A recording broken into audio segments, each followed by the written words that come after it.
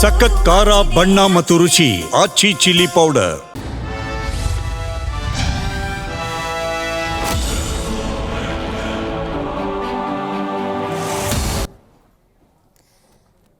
ನಮಸ್ಕಾರ, ಜಿ ಸಂವಾದಕ್ಕೆ ಸ್ವಾಗತ. ಭಾರತದಾದ್ಯಂತ ರಾಹುಲ್ ಗಾಂಧಿ ನೇತೃತ್ವದಲ್ಲಿ ಬಹಳ ದೊಡ್ಡ ಅಭಿಯಾನ ನಡೀತಾ ಇದೆ. ಅದೆಲ್ಲವೂ ಕೂಡ ನಿಮಗೆ ಗೊತ್ತೇ ಇದೆ, ರೈಟ್?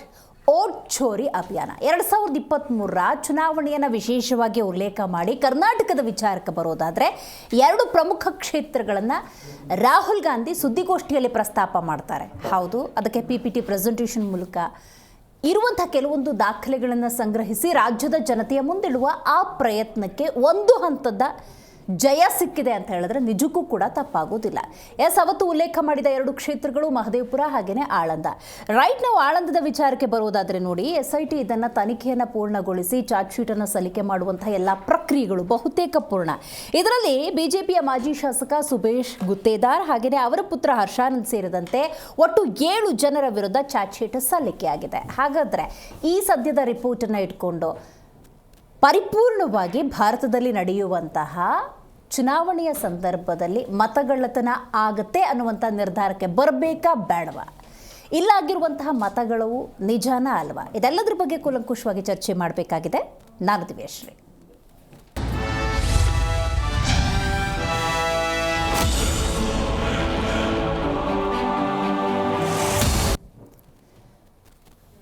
ಇಪ್ಪತ್ತೆರಡು ಸಾವಿರ ಪುಟಗಳ ವರದಿ ಅದು. ಅಂದರೆ ಕೂಲಂಕುಷವಾಗಿ ಪರಿಶೀಲನೆಯನ್ನು ಇಲ್ಲಿ SIT ಮಾಡಿರುವಂಥದ್ದು. ಬಹಳ ಮುಖ್ಯವಾಗಿ ಇಲ್ಲಿ ರಾಹುಲ್ ಗಾಂಧಿ ನೇತೃತ್ವದಲ್ಲಿ ಮತಗಳ್ಳತನದ ಸಂಪೂರ್ಣ ಅಭಿಯಾನ ಒಂದು ಕಡೆ ನಡೀತಾ ಇದ್ದರೆ, ಸಾಧ್ಯವಾದಷ್ಟು ಸಾಕ್ಷಿಗಳನ್ನು ಕಲೆ ಹಾಕುವ ಸಂಪೂರ್ಣ ಪ್ರಯತ್ನ ಆಗ್ತಾ ಇದೆ. ಈ ಹಿಂದೆ ರಾಹುಲ್ ಗಾಂಧಿ ಅವರು ಉಲ್ಲೇಖ ಮಾಡಿದ್ದನ್ನು ಲೆಟ್ ಮಿ ರಿಕಾಲ್.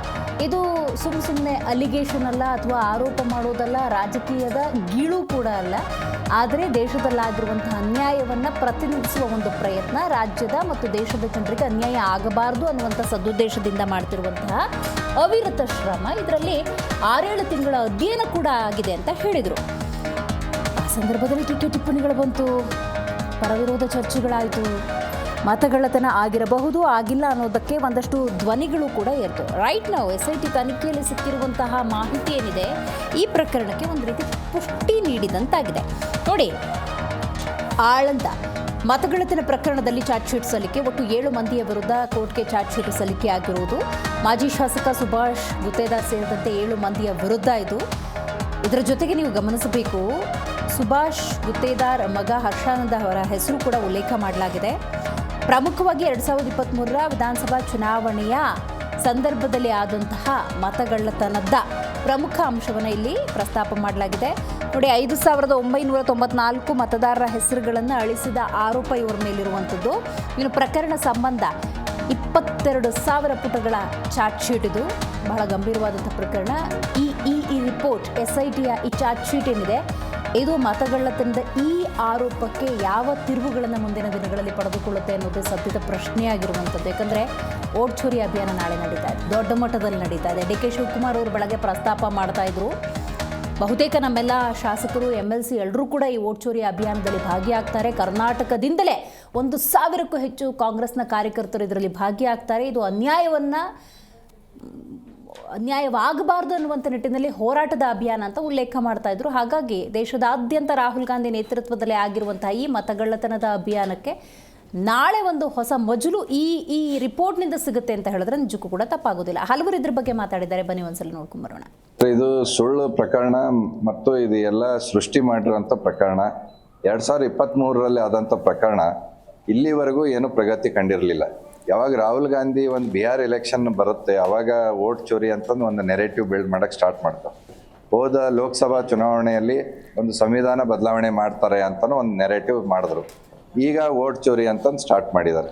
ಅದಕ್ಕೆ ಇವರು BR ಪಾಟೀಲ್ ನೋಡಿಕೊಂಡು ಅವರು ಒಂದು ಅವಕಾಶ ಇದರಲ್ಲಿ ಇದೆ, ನಾನು ರಾಹುಲ್ ಗಾಂಧಿಗೆ ಹತ್ತಿರ ಆಗಬೇಕು, ನಾನು ಮಂತ್ರಿ ಆಗಬೇಕು ಅನ್ನೋ ಉದ್ದೇಶದಿಂದ ಅವ್ರ ಕಡೆಯಿಂದ ಪ್ರೆಸ್ ಮೀಟ್ ಮಾಡಿಸ್ ಬಳಕ ಒಂದು SIT ಮಾಡ್ತಾರೆ. SIT ಮಾಡಿ SIT ಅವ್ರು ನಮ್ಮ ಮನೆ ಮೇಲೆ ಸರ್ಚ್ ಮಾಡ್ತಾರೆ. ಇಲ್ಲಿ ಏನೂ ಸಿಗೋದಿಲ್ಲ. ಈಗ ನಾಳೆ ಒಂದು ವೋಟ್ ಚೋರಿ ಸಮಾವೇಶ ಅದ ಅಂತಂದ ಕಾರಣ ಇವತ್ತು ಹರಿಹಳ್ಳಿ ಒಂದು ಪ್ರಿಲಿಮಿನರಿ ಒಂದು ಚಾರ್ಜ್ ಶೀಟ್ ಫೈಲ್ ಮಾಡ್ತಾರೆ. ಅದರಲ್ಲಿ ನಮ್ಮ ತಂದೆಯವ್ರ ಹೆಸರು ನನ್ನ ಹೆಸರು ಹಾಕಿದ್ದಾರೆ ಅಂತಂದು ನಿಮ್ಮ ಮುಖಾಂತರ ಗೊತ್ತಾಯಿತು. ಅದಕ್ಕೆ ಇದು ಅವರು ಆಲ್ರೆಡಿ ಡಿಸೈಡೆಡ್ ಇದ್ದಾರೆ. ಬರೀ ಇದು ಎಂಕ್ವೈರಿ ಎಲ್ಲ ಫಾರ್ಮಾಲಿಟಿಗೆ ಮಾಡ್ಲಿಕ್ಕತ್ತಾರ. ಒಂದು ಫ್ಯಾಬ್ರಿಕೇಟ್ ಮಾಡಿಕೊಂಡು ಸೃಷ್ಟಿ ಮಾಡಿಕೊಂಡು ನಮ್ಮ ವಿರುದ್ಧ ಒಂದು ಹೆಸರುಗಳು ಚಾರ್ಜ್ ಶೀಟಲ್ಲಿ ಹಾಕಿ ಒಂದು ಕಾಂಗ್ರೆಸ್ದವರಿಗೆ ಅನುಕೂಲ ಆಗಬೇಕು ಮತ್ತು ಕಾಂಗ್ರೆಸ್ದವ್ರ ಅಧಿಕಾರಿಗಳನ್ನು ದುರುಪಯೋಗ ಪಡಿಸ್ಕೊಂಡು ನಮ್ಮ ವಿರುದ್ಧ ಈ ರೀತಿ ಒಂದು ಕೇಸ್ಗಳು ದಾಖಲೆ ಮಾಡೋದಾಗಿರ್ಬೋದು, ಚಾರ್ಜ್ ಶೀಟಲ್ಲಿ ಹೆಸರು ಹಾಕೋದಾಗಿರ್ಬೋದು ಮಾಡಿದ್ದಾರೆ. ನಾವು ಏನು ಹೇಳ್ತಾ ಇದ್ದೀವಿ, ನಾವು ಏನು ಪ್ರತಿಪಾದನೆ ಮಾಡ್ತಾ ಇದ್ದೀವಿ ಅದು ಸತ್ಯ ಆಗಿದೆ. ಆಳಂದಲ್ಲಿ ನಮ್ಮ ಮೇಲೆ ಗೆದ್ದಿದ್ರು ಕೂಡ ಅಲ್ಲಿ ವೋಟ್ ಚೋರಿ ಆಗಿದಂತಹ ಸನ್ಮಾನ್ಯ ರಾಹುಲ್ ಗಾಂಧಿಯವರು ಕೂಡ ಹೇಳಿಕೆ ಕೊಟ್ಟಿದ್ದರು. ಅದು ನಿಜವಾಯಿತು. ಅಂಗೈ ಹುಣ್ಣಿಗೆ ಕನ್ನಡಿ ಬೇಕಾ? ಇಷ್ಟಾದರೂ ಕೂಡ BJPಗೆ ಬುದ್ಧಿ ಬಂದಿಲ್ಲ. ಸಿದ್ಧಾಂತ ತತ್ವಗಳು ಮಾತಾಡ್ತಾರೆ. ಆ ಹಿನ್ನೆಲೆಯಲ್ಲಿ ಇವತ್ತು ಏನಾದರೂ ನಿಜ ಸ್ಥಿತಿ ಗೊತ್ತಾಗಬೇಕಂತ ಹೇಳಿದ್ರೆ ಎಲೆಕ್ಷನ್ ಕಮಿಷನ್ನು ಅವರ ಪ್ರಾಮಾಣಿಕತೆ ಎಷ್ಟು ತೋರಿಸ್ಬೇಕು.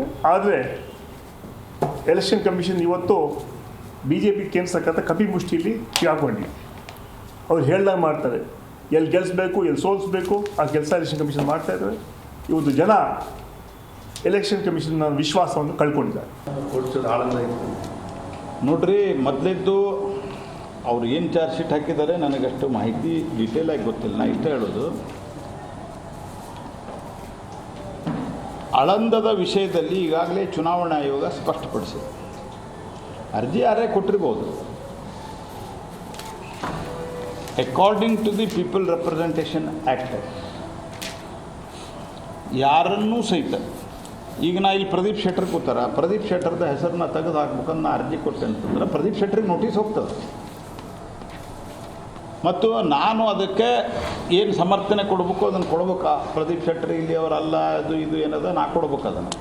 ಪ್ರದೀಪ್ ಶೆಟ್ಟರು, ನಾನು ಒಬ್ಬ ಸಿಟಿಜನ್ನು, ನನಗೆ 18 ವರ್ಷ ಆಗಿದೆ ಅಂತ ಪ್ರೂವ್ ಮಾಡಿದರೆ ವಿತೌಟ್ ಗಿವಿಂಗ್ ನೋಟಿಸ್, ಅದು 3 ಲೇಯರ್ ವೆರಿಫಿಕೇಷನ್ ಅದೇ, ಯಾವುದೇ ರೀತಿ ಅದನ್ನು ತೆಗಿಲಿಕ್ಕಾಗೋದಿಲ್ಲ. ಇನ್ನು ಆಳಂದದ ಬಗ್ಗೆ ಸ್ಪೆಸಿಫಿಕ್ ಆಗಿ ಹೇಳೋದಾದರೆ ಓಟ್ ತೆಗದೇ ಇಲ್ಲ ಅವರು.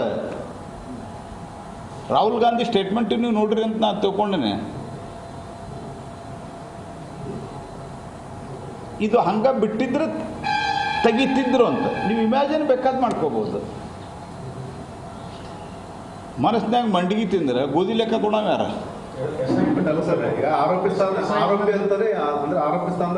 ಆಯ್ತು, ಕೋರ್ಟ್ ನಿಲ್ಲಿಸ್ಬೇಕಲ್ಲ, ಅದಕ್ಕೆ ಕೋರ್ಟ್ ತೀರ್ಪು ಕೊಡ್ಬೇಕಲ್ಲ. SIT ದುರುಪಯೋಗ ತಗೊಂಡಾರ ತಮ್ಮ ನಾಯಕ ರಾಹುಲ್ ಗಾಂಧಿಯವ್ರನ್ನ ಸಂತೃಪ್ತಿ ಪಡಿಸ್ಲಿಕ್ಕೆ. ಆ BR ಪಾಟೀಲ್ ಹೋದಾಗ ಏನಾಗೈತೆ ನೋಡಿರಲಿಲ್ಲ. BR ಪಾಟೀಲ್ ಹೆಸರು ಗೊತ್ತಿಲ್ಲ ಅವ್ರಿಗೆ, ಸುಮ್ಮನೆ ಹೇಳಿದ್ರು ಒಂದೇನೋ. ರಾಹುಲ್ ಗಾಂಧಿ ನಾ ಹಿಂದೂ ಹೇಳೇನೆ, ಇಲ್ಲೇ ಹೇಳೇನೆ, ನಾನ್ ಸೀರಿಯಸ್ ಪಾರ್ಟ್ ಟೈಮ್ ಪೊಲಿಟಿಷಿಯನ್.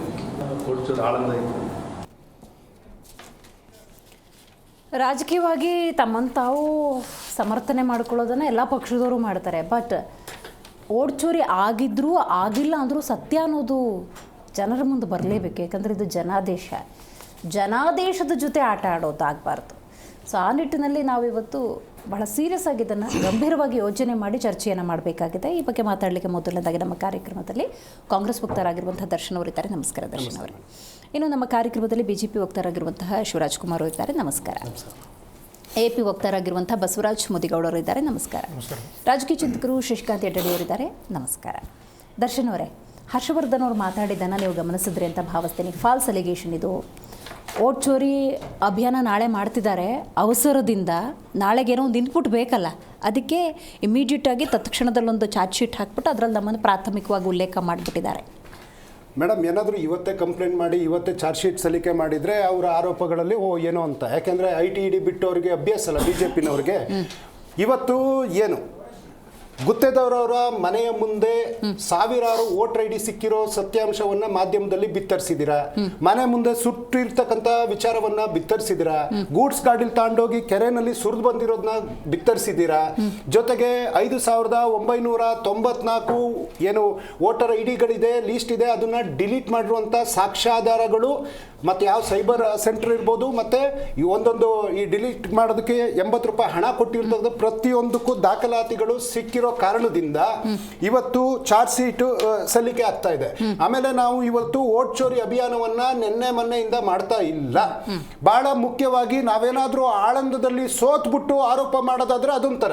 ಇವತ್ತು ಕಾಂಗ್ರೆಸ್ ಪಕ್ಷ BR ಪಾಟೀಲ್ರು ಅಲ್ಲಿ ಗೆದ್ದಿದ್ರು, ನನಗೆ ಬರುವಂತಹ ಬಹುಮತ ಬಹಳ ಕಮ್ಮಿ ಆಗಿದೆ ಅನ್ನುವಂತ ವಿಚಾರದಲ್ಲಿ ಅವರು ಚಕಾರ ಎತ್ತಿ ಪ್ರಶ್ನೆ ಮಾಡಿ ಅದನ್ನ ದೆಹಲಿನಲ್ಲಿ ರಾಹುಲ್ ಗಾಂಧಿ ಅವರು ಮಾಧ್ಯಮ ಉದ್ದೇಶಿಸಿ ಮಾತನಾಡುವಾಗ ವಿತ್ ಡಾಕ್ಯುಮೆಂಟ್ ಅವ್ರು ಹೋಗಿ ಅವರಿಗೆ ವರದಿಗಳನ್ನ ಕೊಟ್ಟಿರೋದು ಅಷ್ಟೇ ಸತ್ಯ.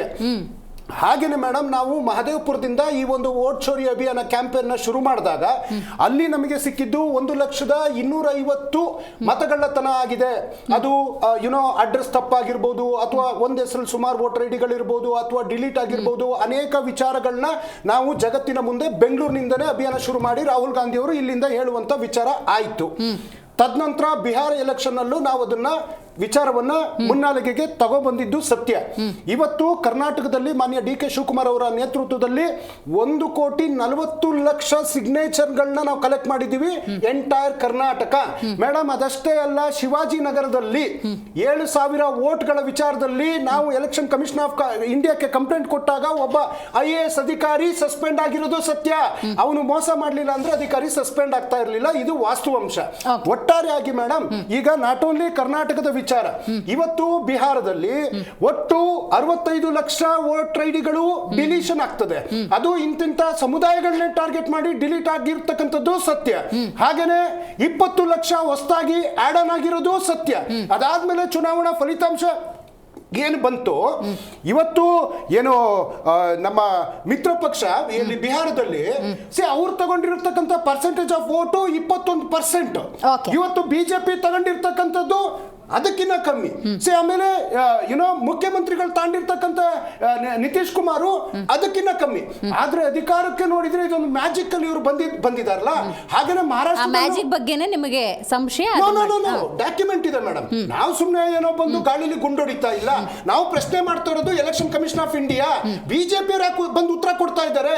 ಮತ್ತೆ ನೀವು ಕೊಡಿ ನನಗೆ. ಇವರು ಏನು ವಾಸ್ತವಾಂಶ ಡೇಟಾಗಳನ್ನೆಲ್ಲ ಡಿಲೀಟ್ ಅಂತ ಹೇಳ್ತಾರೆ. ಅದಕ್ಕೂ ಸಂಬಂಧಪಟ್ಟ ವಾಸ್ತವ ವಿವರವನ್ನೇ ನಾನು ಕೊಡ್ತೀನಿ ಮೇಡಮ್. ರೈಟ್, ಅದು ಮಾತಾಡ್ತೀನಿ ನಾನು. ಶಿವರಾಜ್ ಅವರು, ನೀವು ಮಾತಾಡಬೇಕು.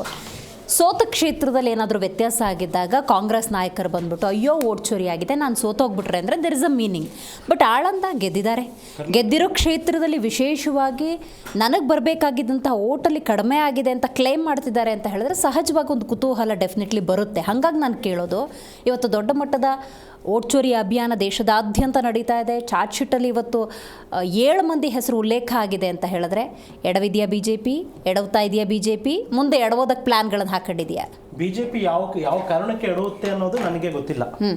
ಒಂದು, ಇಡೀ ದೇಶದಲ್ಲಿ ಕಾಂಗ್ರೆಸ್ ದಯನೀಯ ಸ್ಥಿತಿಯಲ್ಲಿದೆ. ಕಾಂಗ್ರೆಸ್ನ ವೈಫಲ್ಯಗಳನ್ನು ಮುಚ್ಕೊಳ್ಳೋದಕ್ಕೆ ಅವರು ವೋಟ್ ಚೋರಿ ಅನ್ನೋ ಒಂದು ಅಸ್ತ್ರವನ್ನ ಈ ದೇಶದ ಜನಗಳ ಮುಂದೆ ತಂದಿಟ್ರು. ತಮ್ಮ ಗಮನಕ್ಕೆ ತರಬಯಸ್ತಾನೆ. ಇವರು ಎಲೆಕ್ಷನ್ ಗೆದ್ದಾಗ, ಚುನಾವಣೆಗಳನ್ನು ಗೆದ್ದಾಗ EVM ಸರಿ ಇರುತ್ತೆ, ಎಲ್ಲದೂ ಸರಿ ಇರುತ್ತೆ. ಇವರು ಚುನಾವಣೆಗಳನ್ನ ಸೋತಾಗ ಕಾಂಗ್ರೆಸ್ನವ್ರಿಗೆ EVM ಸರಿ ಇರಲ್ಲ, ಎಲೆಕ್ಷನ್ ಕಮಿಷನ್ ಆಫ್ ಇಂಡಿಯಾ ಸರಿ ಇರಲ್ಲ. ಎಲೆಕ್ಷನ್ ಕಮಿಷನ್ ಆಫ್ ಇಂಡಿಯಾ ಹೇಳ್ತು ರಾಹುಲ್ ಗಾಂಧಿ ಅವ್ರಿಗೆ, ಈ ಹಿಂದೆ ಆಗಸ್ಟ್ ನಲ್ಲಿ ಪ್ರತಿಭಟನೆ ರೂಪದಲ್ಲಿ ಬೆಂಗಳೂರಿಗೆ ಬಂದು ಪ್ರತಿಭಟನೆ ಮಾಡೋದಲ್ಲ, ಎಲೆಕ್ಷನ್ ಕಮಿಷನ್ ಆಫ್ ಇಂಡಿಯಾ ಹೇಳ್ತು ಬನ್ನಿ ರಾಹುಲ್ ಗಾಂಧಿ ಅವರೇ ಬಂದು ನೀವು ಒಂದು ಅಫಿಡವಿಟ್ ಕೊಡಿ ಅಂತ ಕೇಳ್ತು. ಇಲ್ಲಿ ತನಕ ರಾಹುಲ್ ಗಾಂಧಿ ಅವರು ಹೋಗಿ ಅಫಿಡವಿಟ್ ಕೊಟ್ಟಿದ್ದಾರ ಎಲೆಕ್ಷನ್ ಕಮಿಷನ್ ಆಫ್ ಇಂಡಿಯಾಗೆ? ಲಾಜಿಕಲ್ ಎಂಡಿಗೆ ತಂದಿದಾರ? ಒಂದು ಪ್ರಮಾಣ ಪತ್ರ, ಒಂದು ಅಫಿಡವಿಟ್ ಅನ್ನ ಕೊಡ್ಲಿಕ್ಕಾಗದೆ ಇರೋರು ಇಡೀ ದೇಶದ ತುಂಬಾ ಯಾವ ಪ್ರತಿಭಟನೆಗೆ ಹೇಳ್ತಿದ್ದಾರೆ? ಈ ಚಾರ್ಜ್ ಶೀಟಿಗೆ ಹಂಗಾರೆ ಏನಂತೀರಿ? ಚಾರ್ಜ್ ಶೀಟ್ ನೋಡಿ, SIT ಯಾರ ಅಧೀನದಲ್ಲಿ ಕೆಲಸ ಮಾಡಿದೆ ಅನ್ನೋದನ್ನ ಇಡೀ ರಾಜ್ಯಕ್ಕೆ ಗೊತ್ತಿದೆ. ನಾವು ಕಾಂಗ್ರೆಸ್ನವ್ರ ತರ ವೈಫಲ್ಯಗಳನ್ನು ಮುಚ್ಕೊಳ್ಳೋದಕ್ಕೆ ಬಿಜೆಪಿ ಅವ್ರ ತರ ನಾವು ಈ ಸಂಸ್ಥೆಗಳನ್ನ ದುರುಪಯೋಗ ಮಾಡ್ಕೊಳ್ತಿದ್ದೀವಿ ಅಂತ ಆರೋಪಗಳನ್ನ ನಾವು ಹೊರಿಸ್ತಾ ಇಲ್ಲ. SIT ಜೆನ್ಯೂನ್ ಆಗಿ ಮಾಡಿದೆ ಅಂತ ನಾನು ಹೇಳ್ತಾ ಇಲ್ಲ. ಒತ್ತಡಕ್ಕೆ ಮಣಿದು ಇವತ್ತು ತರಾತುರಿಯಲ್ಲಿ ಚಾರ್ಜ್ ಶೀಟ್ ಅನ್ನ ಸಲ್ಲಿಕೆ ಆಗಿರೋದು ಫ್ರೇಮ್ ಆಫ್ ಫೇಸಿಯಲ್ಲಿ ಮೇಲ್ನೋಟಕ್ಕೆ ಕಾಣ್ತಾ ಇದೆ. ನಾನು ಅವತ್ತು ಇದೇ ಚಾನೆಲ್ ನಲ್ಲಿ ಕುಳಿತಿದ್ದೆ. ನಾಡಿದ್ದು 2 ದಿನದಲ್ಲಿ ಬಿಹಾರ ಚುನಾವಣೆಯ ಫಲಿತಾಂಶ ಬರೋದಿತ್ತು. ಬಿಹಾರ ಫಲಿತಾಂಶ ಚುನಾವಣೆ ನಡೆಯೋದಿತ್ತು 2 ದಿನಕ್ಕೆ ಮುಂಚೆ. ರಾಹುಲ್ ಗಾಂಧಿ ಅವರು ಪ್ರೆಸ್ ಮೀಟ್ ನಲ್ಲಿ ಸ್ವಿಟ್ಜರ್ಲೆಂಡಿನ ಮಾಡೆಲ್ ಒಬ್ಬರವ್ರನ್ನ ತಂದು ಇಡೀ ದೇಶದ ಗಮನವನ್ನ ಸೆಳೆದ್ರು. ನಾನು ಅವತ್ತು ಇದೇ ಚಾನೆಲ್ ಅಲ್ಲಿ ಕೂತ್ ಹೇಳಿದ್ದೆ, ಬಿಹಾರದಲ್ಲಿ ಇವರು ಚುನಾವಣೆ ಸೋಲ್ತಾರೆ, ಆ ಚುನಾವಣೆಯ ಸೋಲನ್ನ ಮರೆಯೋದಕ್ಕೋಸ್ಕರ ಈ ವೋಟ್ ಚೋರಿಯನ್ನ ಅಡ್ಡ ತರ್ತಿದ್ದಾರೆ ಅಂತ. ಹೌದು, ಇವತ್ತು ರಾಹುಲ್ ಗಾಂಧಿ ಅವರಿಗೆ ನೈತಿಕತೆ ಇದೆ, ರಾಹುಲ್ ಗಾಂಧಿ ಅವರಿಗೆ ಹೋರಾಟಕ್ಕೆ ಒಂದು ಲಾಜಿಕಲ್ ಎಂಡ್ ಕೊಡೋ ಅವಶ್ಯಕತೆ ಇದ್ರೆ ಅವರು ಅಫಿಡವಿಟ್ ಸಲ್ಲಿಸಲಿ ಅಂತ ಎಲೆಕ್ಷನ್ ಕಮಿಷನ್ ಆಫ್ ಇಂಡಿಯಾ ಪದೇ ಹೇಳ್ತಾರೆ. ಅಲ್ಲಿಗೆ ಬರ್ತೀನಿ. ಹಂಗಾದ್ರೆ ಚುನಾವಣಾ ಆಯೋಗಕ್ಕೆ ಪ್ರಶ್ನೆ ಕೇಳಬೇಕಲ್ವಾ? ಕೇಳ್ತಾ ಇದ್ದಾರೆ ಕಾಂಗ್ರೆಸ್ನವರು, ಉತ್ತರ ಕೊಡ್ತಿರೋದು ಬಿಜೆಪಿಯವರು. ಅದ್ರ ಬಗ್ಗೆ ಆಕ್ಷೇಪ ಇದೆ ಕಾಂಗ್ರೆಸ್. ನಾವು ಬಿಜೆಪಿಯವರು ಎಲೆಕ್ಷನ್ ಕಮಿಷನ್ ಆಫ್ ಇಂಡಿಯಾ ಪರವಾಗಿ ಹೇಳ್ತಾ ಇಲ್ಲ.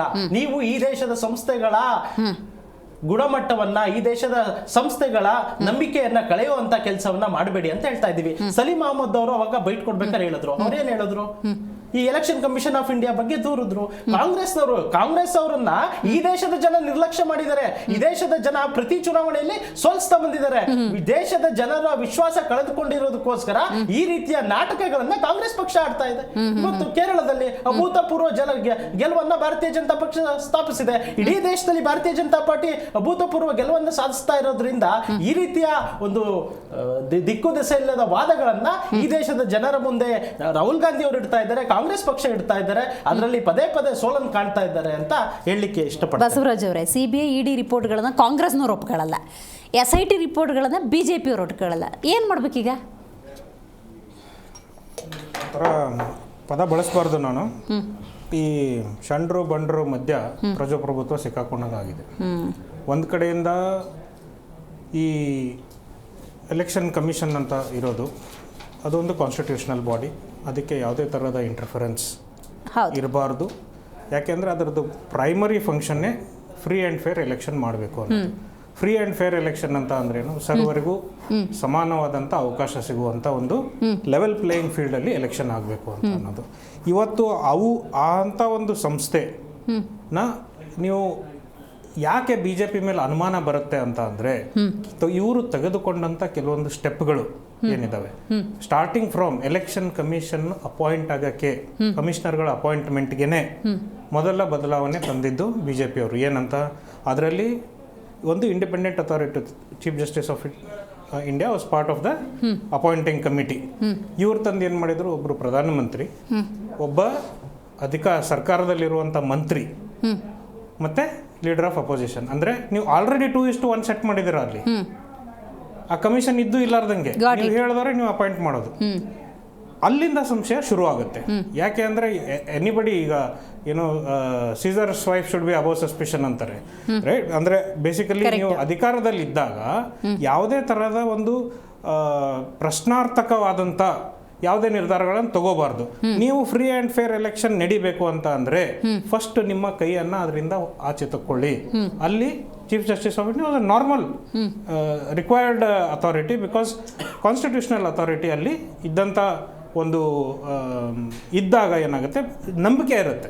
ಯಾಕಂದರೆ ಈ ಪಕ್ಷಗಳು ಈಗ ನೀವು ಇವತ್ತು ಇವ್ರ ಸರ್ಕಾರದಲ್ಲಿರ್ಬೋದು, ನಾಳೆ ಕಾಂಗ್ರೆಸ್ನವ್ರ ಸರ್ಕಾರದಲ್ಲಿರ್ಬೋದು, ಇಂಥ ಒಂದು ಕಾನೂನಿಗೆ ನಾವು ಲೋಕಸಭೆಯಲ್ಲಿ ಅದನ್ನು ಪಾಸ್ ಮಾಡೋಕ್ಕೆ ಬಿಟ್ಟಿದ್ದೀವಿ ಅಂತ ಅಂದರೆ ಅದರಲ್ಲಿ ಎಲ್ಲರ ಹೊಣೆ ಇದೆ ಅಲ್ವಾ? ಸೊ ಫಸ್ಟ್ ಸಂಶಯ ಅಲ್ಲಿಂದ ಶುರು ಆಗುತ್ತೆ. ಯಾಕೆ BJPಗಳೇ ನಮ್ಮ ಮೇಲೆ ಯಾಕೆ ನೀವು ಕೈ ಮಾಡ್ತೀರಾ ಅಂತ ಇವರು ಕೇಳಿದರೆ ಪ್ರಶ್ನೆ ಇರೋದು ಅಲ್ಲಿ. ನಂಬರ್ 2, ಈಗ ಪ್ರತಿಯೊಂದು ಸರ್ತಿ ನಾವು ಎಲೆಕ್ಷನ್ ಕಮಿಷನ್ ಅವರು BJPಯ ಅಪಾಯಿಂಟೆಡ್ ಕಮಿಷನ್ ಇಲ್ಲ ಅಂತ ಅಂದರೆ ನೀವು ಯಾವುದೇ ಒಂದು ಪ್ರೆಸ್ ಕಾನ್ಫರೆನ್ಸ್ ನೋಡಿ, ಒಂದು ಸ್ಟೇಟ್ಮೆಂಟ್ ನೋಡಿ, ಒಂದು ಅಲಿಗೇಷನ್ ನಾವು ಎಲೆಕ್ಷನ್ ಕಮಿಷನ್ ಮಾಡಿದ ತಕ್ಷಣ BJP ಅವರು ಅದನ್ನ ಡಿಫೆಂಡ್ ಮಾಡಕ್ಕೆ ಶುರು ಮಾಡ್ತಾರೆ. ತಪ್ಪೇ ನಿಮ್ದಲ್ಲ ಅಂತ ಅಂದಮೇಲೆ ನೀವು ಯಾಕೆ ಅದನ್ನ ಡಿಫೆಂಡ್ ಮಾಡ್ತೀರಾ?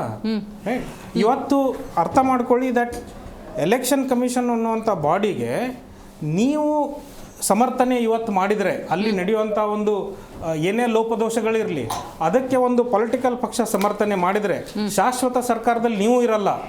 ನಾಳೆ ಇನ್ನೊಬ್ರು ಸರ್ಕಾರದಲ್ಲಿ ಬಂದಾಗ ಇವತ್ತು ಅವ್ರೇನು ಅನುಭವಿಸ್ತಾ ಇದ್ದಾರೋ ಅದನ್ನ ನೀವು ಅನುಭವಿಸಕ್ಕೂ ಅಲ್ಲಿ ಜಾಗ ಇದೆ. ಹಾಗಾಗಿ ಎಲ್ಲ ಪಕ್ಷಗಳು ಅಕಸ್ಮಾತ್ ಆಗಿ ಎಲೆಕ್ಷನ್ ಕಮಿಷನ್ ನಲ್ಲಿ ಲೋಪದೋಷ ಇದ್ರೆ ಅದನ್ನ ಸಮರ್ಥನೆ ಮಾಡದೆ ಅದನ್ನ ಪ್ರಶ್ನಿಸುವಂತ ಕೆಲಸ ರಾಜಕೀಯ ಪಕ್ಷಗಳು ಮಾಡಲೇಬೇಕು. ಆದ್ರೆ ನೀವು ಅದನ್ನೇ ಸಮರ್ಥನೆ ಮಾಡಿದಾಗ ಮತ್ತೆ ಸಂಶಯ ಉಟ್ಕೊಳ್ಳುತ್ತೆ. BJP has to take the decision. ಆಗ್ಲಿ ಅವ್ಯವಹಾರಗಳು ನಡೀತಾರೆ ಅಂದ್ರೆ ಅಲ್ಲಿ ವಿದೌಟ್ ಎನಿ ಪೊಲಿಟಿಕಲ್ ಇಂಟರ್ಫರೆನ್ಸ್ ಅಲ್ಲಿ ಇನ್ವೆಸ್ಟಿಗೇಷನ್ ಆಗಲಿ ಅಂತ ಒಂದು ಸ್ಟೇಟ್ಮೆಂಟ್ ಮಾಡಲಿ ಬಿಜೆಪಿ. ಅಲ್ಲಿ ತಪ್ಪಾಗಿದೆ ಅದನ್ನ ಮಾಡಲಿ. ಅದು ಬಿಟ್ಟು ನಾವು ಬಂದು ಇಲ್ಲ ಅಲ್ಲೇನೂ ತಪ್ಪಾಗಿಲ್ಲ, ಇದು ಅವ್ರ ತಪ್ಪು ಇವ್ರ ತಪ್ಪು, ಇವ್ರು ಸೋತಿದ್ದಾರೆ ಅವ್ರು ಗೆದ್ದಿದ್ದಾರೆ, ವೋಟಿಂಗ್ ಇದ್ರೆ ಇನ್ನೊಂದು ಮತ್ತೊಂದು ಅಂತ ನೀವು ಸಮರ್ಥನೆ ಮಾಡಿಕೊಂಡಾಗ ಅಲ್ಲಿ ನಿಮ್ಮ ಕೈವಾಡ ಇದೆಯಾ ಅನ್ನೋದು ಒಂದು ಸ್ವಚ್ಛವಾಗಿ ಅರ್ಥ ಆಗೋ ರೀತಿಯಾಗಿ ಆಗುತ್ತೆ. ಸೊ ಈ ಸಮಸ್ಯೆಗಳು ಇರೋದ್ರ ಮಧ್ಯ ಇದನ್ನ ನೀವು ಅದನ್ನ ವ್ಯಂಗ್ಯ ಮಾಡೋದು, ಒಂದು ಸಮಸ್ಯೆನ ನಾವು ಯಾರು ಎತ್ತಿದೀವಿ ಅಂತ ಅಂದಮೇಲೆ ಅದು ರಾಜಕೀಯವಾಗಿ ಎದ್ದಿದಂಥ ಪ್ರಶ್ನೆ. ಅದು JDSಗೂ ಅಷ್ಟೇ ಅನ್ವಯ ಆಗುತ್ತೆ, ಕಾಂಗ್ರೆಸ್ಗೂ ಅನ್ವಯ ಆಗುತ್ತೆ, BJPಗೂ ಅನ್ವಯ ಆಗುತ್ತೆ. ಇವತ್ತು ಅವ್ರು ಅನುಭವಿಸ್ತಾ ಇದ್ದಾರೆ, ನಾಳೆ ನೀವು ಅನುಭವಿಸ್ಬೋದು. ಅದನ್ನ ನೀವು ಸಮರ್ಥನೆ ಮಾಡಿ ಹೋರಾಟ ಮಾಡಬೇಕಾದಂಥ ಕಾಲದಲ್ಲಿ ನೀವು ಹೋಗಿ ಅದಕ್ಕೆ ಸಮರ್ಥನೆ ಮಾಡ್ತೀರಿ ಅಂದ್ರೆ ನೀವು ಅಧಿಕಾರಕ್ಕೆ ಬರಕ್ಕೆ ಅದರ ದುರುಪಯೋಗ ಮಾಡ್ತಿದ್ದೀರಾ ಅನ್ನೋದು ಸ್ಪಷ್ಟವಾಗಿ ಕಾಣಿಸುತ್ತೆ. ರೈಟ್. ಈ ದುರುಪಯೋಗ ಆಗಕ್ಕೆ ಎಲೆಕ್ಷನ್ ಕಮಿಷನ್ ಇವರ ಆಟಕ್ಕೆ ಆಟ ಆಡ್ತಾ ಇದೆಯಾ ಅನ್ನೋದು ಇನ್ನೊಂದು ಪ್ರಶ್ನೆ ಬರುತ್ತೆ. ಯಾಕಂದ್ರೆ ಎಲೆಕ್ಷನ್ ಕಮಿಷನ್ ಇವತ್ತು ಮಾತಾಡೋ ರೀತಿ, ಅವ್ರು ಕೊಡುವಂಥ ಪ್ರೆಸ್ ಕಾನ್ಫರೆನ್ಸ್ಗಳು, ಅವ್ರು ಮಾಡುತ್ತಿರೋ ಸ್ಟೇಟ್ಮೆಂಟ್ಗಳು, ನಾವಿದನ್ನ ಈ ಥರ ಒಂದಿಷ್ಟು ಸಮಸ್ಯೆ ಎದ್ದು ಬಂದಿದೆ ಅಂತ ಅಂದಾಗ constitutional body can take ಕಾಗ್ನಿಸನ್ಸ್ of the fact that ನನ್ನ ಹತ್ರ ಇರೋ ಡಾಕ್ಯುಮೆಂಟ್ಗಳಲ್ಲಿ ಈ ಥರ ಸಮಸ್ಯೆ ಇದೆ ಅಂತ ಅಂದಾಗ ನಾವು ಇದನ್ನ ಸರಿಪಡಿಸ್ತೀವಿ. ಅಥವಾ ನನ್ನ ಅಧಿಕಾರದ ಅವಧಿಯಲ್ಲಿರುವಂಥ ಯಾವುದೇ ಅಧಿಕಾರಿಗಳು ಈ ತರ ತಪ್ಪು ಮಾಡಿದ್ದಾರೆ ಅಂದ್ರೆ ಇಮಿಡಿಯೇಟ್ಲಿ ನಾವು ಅದರ ಮೇಲೆ ಇನ್ವೆಸ್ಟಿಗೇಷನ್ ಮಾಡಿ ಅದಕ್ಕೆ ಏನ್ ಬೇಕೋ ಅದನ್ನ ಸರಿ ಮಾಡ್ತೀವಿ ಅಂತ ಹೇಳುವಂತ ಒಂದು ಸ್ಟೇಟ್ಮೆಂಟ್ ಅವ್ರು ಮಾಡ್ತಾ ಇಲ್ಲ. ಅದಕ್ಕಾಗಿ ಇವತ್ತು ಈ ಅವಿಶ್ವಾಸ ಬಿಜೆಪಿ ಸರ್ಕಾರದ ಮೇಲೂ ಮತ್ತೆ ಎಲೆಕ್ಷನ್ ಕಮಿಷನ್ ಮೇಲೂ ಇವತ್ತು ಹುಟ್ಕೊಂಡಿದೆ. ಅದು ರಾಜಕೀಯ ಪಕ್ಷಗಳಿಗೂ ಇದೆ, ನಮ್ಮ ವೋಟರ್ಗಳಿಗೂ ಇವತ್ತು ಅದು ಎದ್ದು ಕಾಡ್ತಾ ಇದೆ. ರೈಟ್. ಶಶಿಕಾಂತ್ ಹೆಡ್ಡಳ್ಳಿ ಅವರು, ನೀವು ಹೇಳಬೇಕು, ಈಗ ಚಾರ್ಜ್ ಶೀಟ್ನಲ್ಲಿ ಉಲ್ಲೇಖ ಆದ ತಕ್ಷಣ ವೋಟ್ ಚೋರಿ ಆಗಿದೆ ಅನ್ನುವಂಥ ನಿರ್ಧಾರಕ್ಕೆ ಜನ ಬರಬಹುದಾ? ಜನರ ಆಯಾಮದಲ್ಲಿ ನಾನು ಕೇಳ್ತಾ ಇರೋದು. ಯಾಕಂತ ಹೇಳಿದ್ರೆ ಚಾರ್ಜ್ ಶೀಟಲ್ಲಿ ಹೆಸರು ಬಂತು ಅಂದ ತಕ್ಷಣ ಫಿಕ್ಸ್ ಮಾಡುವಂಥ ಚಾನ್ಸಸ್ ಇರುತ್ತೆ. ಹಾಗಾಗಿ ಅಫ್ಕೋರ್ಸ್ ಇನ್ವೆಸ್ಟಿಗೇಷನ್ ಆಗಿರುತ್ತೆ, ಇಲ್ಲ ಅಂತ ನಾನೇನು ಹೇಳೋದಿಲ್ಲ. ಸ್ಟಿಲ್ ಅದನ್ನು ಆ ನಿರ್ಧಾರಕ್ಕೆ ಬರ್ಬೋದಂತೂ ಒಂದು ಪಕ್ಷ ವೋಟ್ ಚೋರಿ ಆಗಿತ್ತು ಅನ್ನೋದಾದರೆ, ನ್ಯಾಯಾಲಯದಲ್ಲೂ ಫೈನಲಿ ಆ ಡಿಸಿಷನ್ನೇ ಬಂತು ಅನ್ನೋದಾದರೆ, ಜನಾದೇಶನನ್ನು ಅಲುಗಾಡಿಸೋದಕ್ಕೆ ಇವರಿಗೆ ಯಾರು ಅಧಿಕಾರ ಕೊಟ್ಟವರು? ಈಗ ಚಾರ್ಜ್ ಶೀಟಲ್ಲಿ ಹೆಸರು ಬಂದ ತಕ್ಷಣನೇ ಅವರು ಆರೋಪಿಗಳಾಗ್ತಾರೆ. ಆರೋಪಿಗಳು, ನಾಟ್ ಅಪರಾಧಿಗಳಲ್ಲ. ರೈಟ್. ಅದು ನಿರ್ಣಯ ಆಗುವವರೆಗೂ ನ್ಯಾಯಾಲಯದಲ್ಲಿ ಅವರೆಲ್ಲರೂ ಸಹಿತ ಆರೋಪಿಗಳು ಅಂತ ಇರುತ್ತೆ. ಇದೊಂದನ್ನು ನಾವು ಎಲ್ಲಾ ರಾಜಕೀಯ ಪಕ್ಷದವರು ಸಮರ್ಥನೆಗಾಗಿ ಬಳಸ್ಕೊಳ್ತಾ ಇರ್ತಾರೆ. ಅದೇ ಜನರಿಗೆ ಅವನು ಕಳ್ಳ ಸುಳ್ಳ ಅಂತ ಗೊತ್ತಿದ್ರೂ ಸಹಿತ ಇನ್ನು ಆರೋಪಿ ಅಂತ ಎಲ್ಲಾ ರಾಜಕೀಯ ಪಕ್ಷದವರು ಹೇಳ್ತಾನೆ ಬರ್ತಾರೆ ಅವರವರ ಪರ್ಫೆಕ್ಷನ್ಸ್. ಇವಾಗ ಇಲ್ಲಿರೋದು ಈ ಸದ್ಯಕ್ಕೆ ಏನು ಚಾರ್ಜ್ ಶೀಟ್ ಸಲ್ಲಿಸಿದ್ದಾರೆ, ಇದು ಅಂತಿಮ ಚಾರ್ಜ್ ಶೀಟ್ ಅಲ್ಲ. ಇದು ಪೂರ್ವಭಾವಿಯಾಗಿ ಮೊದಲನೇ ಚಾರ್ಜ್ ಶೀಟ್ನ ಪ್ರಾಥಮಿಕ ಚಾರ್ಜ್ ಶೀಟ್ ಅಂತ ಹೇಳ್ತೀವಿ ನಾವು. ಇದಕ್ಕೆ ದೋಷಾರೋಪ ಪಟ್ಟಿ ಇದನ್ನ ಈಗ ಸಲ್ಲಿಸಲಾಗಿದೆ. ಇವಾಗ ಏನಂದ್ರೆ ಈ SIT ಅವರು ಕೇಂದ್ರ ಚುನಾವಣಾ ಆಯೋಗಕ್ಕೆ ಕೇಳ್ತಾನೆ ಬಂದಿದ್ದಾರೆ, ನಮಗೆ ದತ್ತಾಂಶಗಳನ್ನು ಒದಗಿಸಿ, ನಾವು ಕೇಳಿದ ದತ್ತಾಂಶಗಳನ್ನು ಒದಗಿಸಿ ಇಲ್ಲಿ ನಾವು ವಿಚಾರಣೆ ಮಾಡಬೇಕು ಅಂತ ಅವತ್ತಿನಿಂದ ಕೇಳ್ತಾ ಬಂದ್ರು ಸಹಿತ ಇವತ್ತವರೆಗೂ ಒಂದು ಸಣ್ಣ ದತ್ತಾಂಶವನ್ನು ಕೇಂದ್ರ ಸರ್ಕಾರ ಒದಗಿಸಿಲ್ಲ. ಸೊ ಆದ್ದರಿಂದ ಇವಾಗ ಇವರು ನ್ಯಾಯಾಲಯಕ್ಕೆ ಹೋಗಕ್ಕೆ ಸಿದ್ಧತೆ ಮಾಡ್ಕೊಳ್ತಾ ಇದ್ದಾರೆ SIT ಅವರು. ಅಂದ್ರೆ ಕೇಂದ್ರ ಸರ್ಕಾರದಿಂದ, ಕೇಂದ್ರ ಚುನಾವಣಾ ಆಯೋಗದಿಂದ ನಮಗೆ ಬೇಕಾದಂತಹ ದತ್ತಾಂಶಗಳನ್ನ ಕೊಡಿಸ್ಲಿಕ್ಕೆ ನೀವು ಆದೇಶ ಮಾಡಿ ಅಂತ ಹೋಗ್ತಾ ಇದ್ದಾರೆ ಕೋರ್ಟ್ ಥ್ರೂನೇ. ಯಾಕಂದ್ರೆ ಅವ್ರು ಕೊಡೋದಿಲ್ಲ ಅಂತ ಗೊತ್ತಿದೆ. ಇದು ಶುರುವಾಗಿರೋದು ಇವಾಗಲ್ಲ, ಚುನಾವಣೆಗಿಂತ ಮುಂಚೆ. ನಮ್ಮ ಯಾವಾಗ ಚುನಾವಣೆ ಆಯ್ತೋ ಅದಕ್ಕಿಂತ ಮುಂಚೆ ಈ 2023 ಫೆಬ್ರವರಿ 21ರಂದು ಚುನಾವಣಾ ಸಹಾಯಕ ಆಯುಕ್ತರಾಗಿರ್ತಕ್ಕಂಥ ಮಮತಾ ದೇವಿ ಅನ್ನೋರು ಒಂದು ದೂರು ಸಲ್ಲಿಸ್ತಾರೆ. ಅವರು ದೂರು ಸಲ್ಲಿಸಿದಾಗ ಅದು ಅಲ್ಲಿರ್ತಕ್ಕಂಥ ಆಳಂದ ಪೊಲೀಸ್ ಸ್ಟೇಷನ್ ಅಲ್ಲಿ FIR ಆಗತ್ತೆ. ಅಲ್ಲಿಂದ ವಿಚಾರಣೆಗೆ ಶುರು ಆಗುತ್ತೆ. ಇದನ್ನ ಇವತ್ತಿಂದಲ್ಲ, ಇವ್ರು ಹೇಳಿದಾಗ ಇವತ್ತೇ ಆಯ್ತು ನಾಳೆನೇ ಆಯ್ತು ಅಂತಲ್ಲ. 2023 ಆಲ್ಮೋಸ್ಟ್ 3 ವರ್ಷಗಳ ಹಿಂದೆ ಆರಂಭಿಸಿದಂತ ಇದು ಪ್ರೊಸೆಸ್ ಇದು. ಅದು ಇನ್ನು ಚುನಾವಣೆಗಿಂತ ಮುಂಚೆನೆ. ಯಾಕಂದ್ರೆ ಇರ್ತಕ್ಕಂಥ BR ಪಾಟೀಲ್ ಅವರಿಗೆ ಒಂದು ಅನುಮಾನ ಶುರು ಆಗ್ಬಿಡುತ್ತೆ. ಅಯ್ಯೋ ಅಲ್ಲಿ ಒಂದಿಷ್ಟು ಜನ ಬಂದು ಹೇಳ್ತಾರೆ, ವೋಟರ್ ಲಿಸ್ಟ್ ಅಲ್ಲಿ ನಮ್ಮ ಹೆಸರೇ ಇಲ್ಲ ಸರ್ ಅಂತ. ವೋಟರ್ ಲಿಸ್ಟ್ ಅಲ್ಲಿ ಹೆಸರೇ ಇಲ್ಲ ಅಂದ ತಕ್ಷಣ ಇವ್ರಿಗೆ ಅನುಮಾನ ಶುರು ಆಗೋಗ್ಬಿಡುತ್ತೆ. ಅರೆ ಯಾರ್ಯಾರಿಲ್ಲ ನೋಡ್ರಪ್ಪ ಅಂತ ಹೇಳ್ತಾರೆ. ನೋಡಿದಾಗ ಅಲ್ಲಿ ಕನಿಷ್ಠ ಅಂದ್ರೆ 6,000 ಜನರ ಹೆಸರುಗಳು ವೋಟರ್ ಲಿಸ್ಟ್ ಮಾಯ ಆಗ್ಬಿಟ್ರು. ಇವ್ರೇನ್ ಮಾಡಿರ್ತಾರೆ, ಈ ಸದ್ಯಕ್ಕಿರ್ತಕ್ಕಂಥ ಪ್ರಾಥಮಿಕ ವರದಿಯ ಪ್ರಕಾರ ಅಥವಾ ಅಲ್ಲಿರ್ತಕ್ಕಂಥ ನಮ್ಮ ಪ್ರೆಸ್ ರಿಪೋರ್ಟ್ ಪ್ರಕಾರ ಅಲ್ಲಿರ್ತಕ್ಕಂಥ ಎಲ್ಲವೂ ಏನು ಮತಗಳು ಡಿಲೀಟ್ ಆಗಿದವು, ಆ ಎಲ್ಲ ಮತಗಳು ಡಿಲೀಟ್ ಆಗಿದ್ದು ಎಲ್ಲಿಂದ ಯಾವಾಗ ಅಂತ ಎನ್ಕ್ವೈರಿ ಮಾಡಿದ್ರೆ ಅಲ್ಲಿ ಇರ್ತಕ್ಕಂಥ ಅವರು ಮುಸ್ಲಿಂ ವ್ಯಕ್ತಿ ಅಕ್ರಮ್ ಪಾಷಾ ಅಂತ ಅವ್ರ ಹೆಸರು, ಅವ್ರು ನಡೆಸ್ತಕ್ಕಂಥ ಒಂದು ಸೈಬರ್ ಸೆಂಟರ್. ಆ ಸೈಬರ್ ಸೆಂಟರ್ ಅಲ್ಲಿ ಅವರು ಒಂದು 3 ಜನ ಆ ಸೈಬರ್ ಸೆಂಟರ್ ಅಲ್ಲಿ ನಡೆಸೋರು ಇವರೊಂದು ಹೊರಗುತ್ತಿಗೆ ಕೊಟ್ಬಿಡ್ತಾರೆ. ಸುಭಾಷ್ ಗುತ್ತೇದಾರ್ ಅವ್ರ ಮಗ ಇವರೆಲ್ಲರೂ ಸೇರ್ಬಿಟ್ಟು ಹೊರಗುತ್ತಿಗೆಯನ್ನು ಕೊಟ್ಟು 80 ರೂಪಾಯಿ ಒಂದು ಆಕಸ್ಮಿಕವಾಗಿ ನೀನು ಒಂದು ಅರ್ಜಿ ಫಾರ್ಮ್ ಅನ್ನ ತುಂಬಿ ಕ್ಯಾನ್ಸಲ್ ಮಾಡಿಸಿದ್ರೆ 80 ರೂಪಾಯಿ ಆಯ್ತಾ. ಆ ತರ ಅವರು ಒಟ್ಟು 6,000 ಚಿಲ್ಲರೆ 6,000 ವೋಟರ್ ಅದರಲ್ಲಿ 6,000ಕ್ಕೆ 6 ಕಡಿಮೆ, ಅಂಕಿ ಕಡಿಮೆ. 5994 ಇದನ್ನ ಅವರು ಡಿಲೀಟ್ ಮಾಡೋಕ್ಕೆ ಅರ್ಜಿ ಸಲ್ಲಿಸ್ತಾರೆ. ಎಲ್ಲಿ ಪೋರ್ಟಲ್ಗೆ, ಈ ಚುನಾವಣೆ ಪೋರ್ಟಲ್ ಇದೆ, ಅಲ್ಲಿಗೆ ಅರ್ಜಿ ಸಲ್ಲಿಸ್ತಾರೆ. ಸೊ ಅಲ್ಲಿದೆಲ್ಲ ಏನೇನು ಬೇಕು ಎಲ್ಲಾನು ಪಶ್ಚಿಮ ಬಂಗಾಳದಿಂದ ಅನ್ನೊಬ್ಬ ಮುಸ್ಲಿಂ ಹುಡುಗ ಅವನನ್ನ ಹೆಲ್ಪ್ ತೆಗೆದುಕೊಂಡು ಅವನ್ನೆಲ್ಲ ತೆಗೆದು ಕೊನೆಗೆ 4.8 lakh rupees ಇವ್ರ ಅಕೌಂಟ್ಗಳಿಂದ ಟ್ರಾನ್ಸ್ಫರ್ ಆಗಿದೆ ದುಡ್ಡು. ಅಂದ್ರೆ 80 ರೂಪಾಯಿ ಹಾಗೆ ಈ ರೀತಿ ಟ್ರಾನ್ಸ್ಫರ್ ಆಗಿದ್ದನ್ನು ಇವ್ರಿಗೆ ಸಿಕ್ಕಾಕೊಂಡಿದ್ದಾರೆ. ಆಮೇಲೆ ಇವ್ರು ಏನಿಲ್ಲ ಅಲ್ಲ, ಚೋರಿ ಮಾಡೋರು ಇಷ್ಟೆಲ್ಲ ಕ್ಲೂ ಬಿಟ್ಬಿಟ್ರಾ? ಕ್ಲೂ ಬಿಟ್ಟಿಲ್ಲ, ಅದನ್ನ ಹುಡುಕ್ತಾ ಹೋದಾಗ. ಅಂದ್ರೆ ಈಗ ನನ್ನ ವೋಟರ್ ಲಿಸ್ಟ್ ಅಲ್ಲಿ ನನ್ನ ಹೆಸರೇ ಇಲ್ಲ ಅಂತ ತಕ್ಷಣ ನಾನು ಏನ್ ಮಾಡ್ತೀನಿ, ನನ್ನ ಸಂಬಂಧಪಟ್ಟ MLA ಆಗೋ ಯಾರಿಗೋ ಇದೆ ಕೇಳ್ತೀವಿ. ಅವ್ನು ಏನ್ ಮಾಡ್ತಾನೆ, ಗಾಬರಿ ಆಗೋಗ್ಬಿಡ್ತಾನೆ. ಅರೆ ಯಾಕಂದ್ರೆ ಹಿಂದಿನ ಇದರಲ್ಲಿ ಸೋತಿರ್ತಾರೆ ಅವರು. ಏನಪ್ಪ ಹಿಂಗಾಗೋಗ್ಬಿಡ್ತಲ್ಲ, ಅವ್ರು ಸೋತಿರೋ ಮತಗಳ ಸಂಖ್ಯೆ ಎಷ್ಟು ಗೊತ್ತಾ ನಿಮ್ಗೆ? 697 ಮತದಲ್ಲಿ ಸೋತಿರ್ತಾರೆ ಅವರು ಹಿಂದ್ಗಡೆ BR ಪಾಟೀಲ್. ಇಷ್ಟು ಮತಗಳಿಂದ ಸೋತಿದ್ದೀರಲ್ಲ ನೀವು, ಮತ್ತೆ ಹೆಂಗೆ ಆಗೋಗ್ಬಿಟ್ಟಿತ್ತಂತ ಭಯ ಅವ್ರಿಗೆ. ಆದ್ದರಿಂದ ಅವ್ರು ಏನ್ ಮಾಡಿದ್ದಾರೆ, ಅವ್ರು ಚುನಾವಣಾ ಸಹಾಯಕ ಆಯುಕ್ತರಿಂದ ಒಂದು ಕಂಪ್ಲೇಂಟ್ ಕೊಡಿಸಿ ಅದು ಎನ್ಕ್ವೈರಿ ಬಿಟ್ಟು ಆ ನಂತರ ಅದನ್ನ ಏನ್ ಮಾಡಿದ್ರು, ಸಮಾಧಾನ ಆಗೋದಿಲ್ಲ ಪೊಲೀಸರು ಎನ್ಕ್ವೈರಿ ಮೇಲೆ. ಆಮೇಲೆ ಅದನ್ನ CBI ಹ್ಯಾಂಡ್ ಓವರ್ ಮಾಡ್ತಾರೆ. CBI ಹ್ಯಾಂಡ್ ಓವರ್ ಮಾಡಿದ್ರೆ CBI ಸಹಿತ ಮೀನಾಮೇಷ ಮಾಡ್ಕೊಂಡು ಟೈಮ್ ವೇಸ್ಟ್ ಮಾಡ್ತಾ ಹೋಗುತ್ತೆ. ಆವಾಗ ಒಂದು SIT ಅನ್ನ ರಿಪೋರ್ಟ್ ಅನ್ನ ಮಾಡ್ತಾರೆ. SIT ಗೆ ಅದನ್ನ ವಹಿಸ್ಕೊಡ್ತಾರೆ. ಆ SIT ಅವ್ರಿಗೆ ವಹಿಸ್ಕೊಟ್ಟದ್ದು ಸೆಪ್ಟೆಂಬರ್ 20, 2025 ಅವು SIT ಅವರು ಎನ್ಕ್ವೈರಿ ಮಾಡಕ್ಕೆ ಶುರು ಮಾಡ್ತಾರೆ. ಆ ನಂತರ ಸಮಸ್ಯೆ ಆಗೋದು. ಆಮೇಲೆ ಅವರು SIT ಅವ್ರು ಏನ್ ಮಾಡ್ತಾರೆ, ಒಂದ್ಸರ್ತಿ ಅಥವಾ CBI ದವ್ರಿಗೆ ಅನ್ಸುತ್ತೆ, ಇವರಿಬ್ರು ತಂದೆ ಮಕ್ಕಳನ್ನ ಎನ್ಕ್ವೈರಿ ಕರೀತಾರೆ.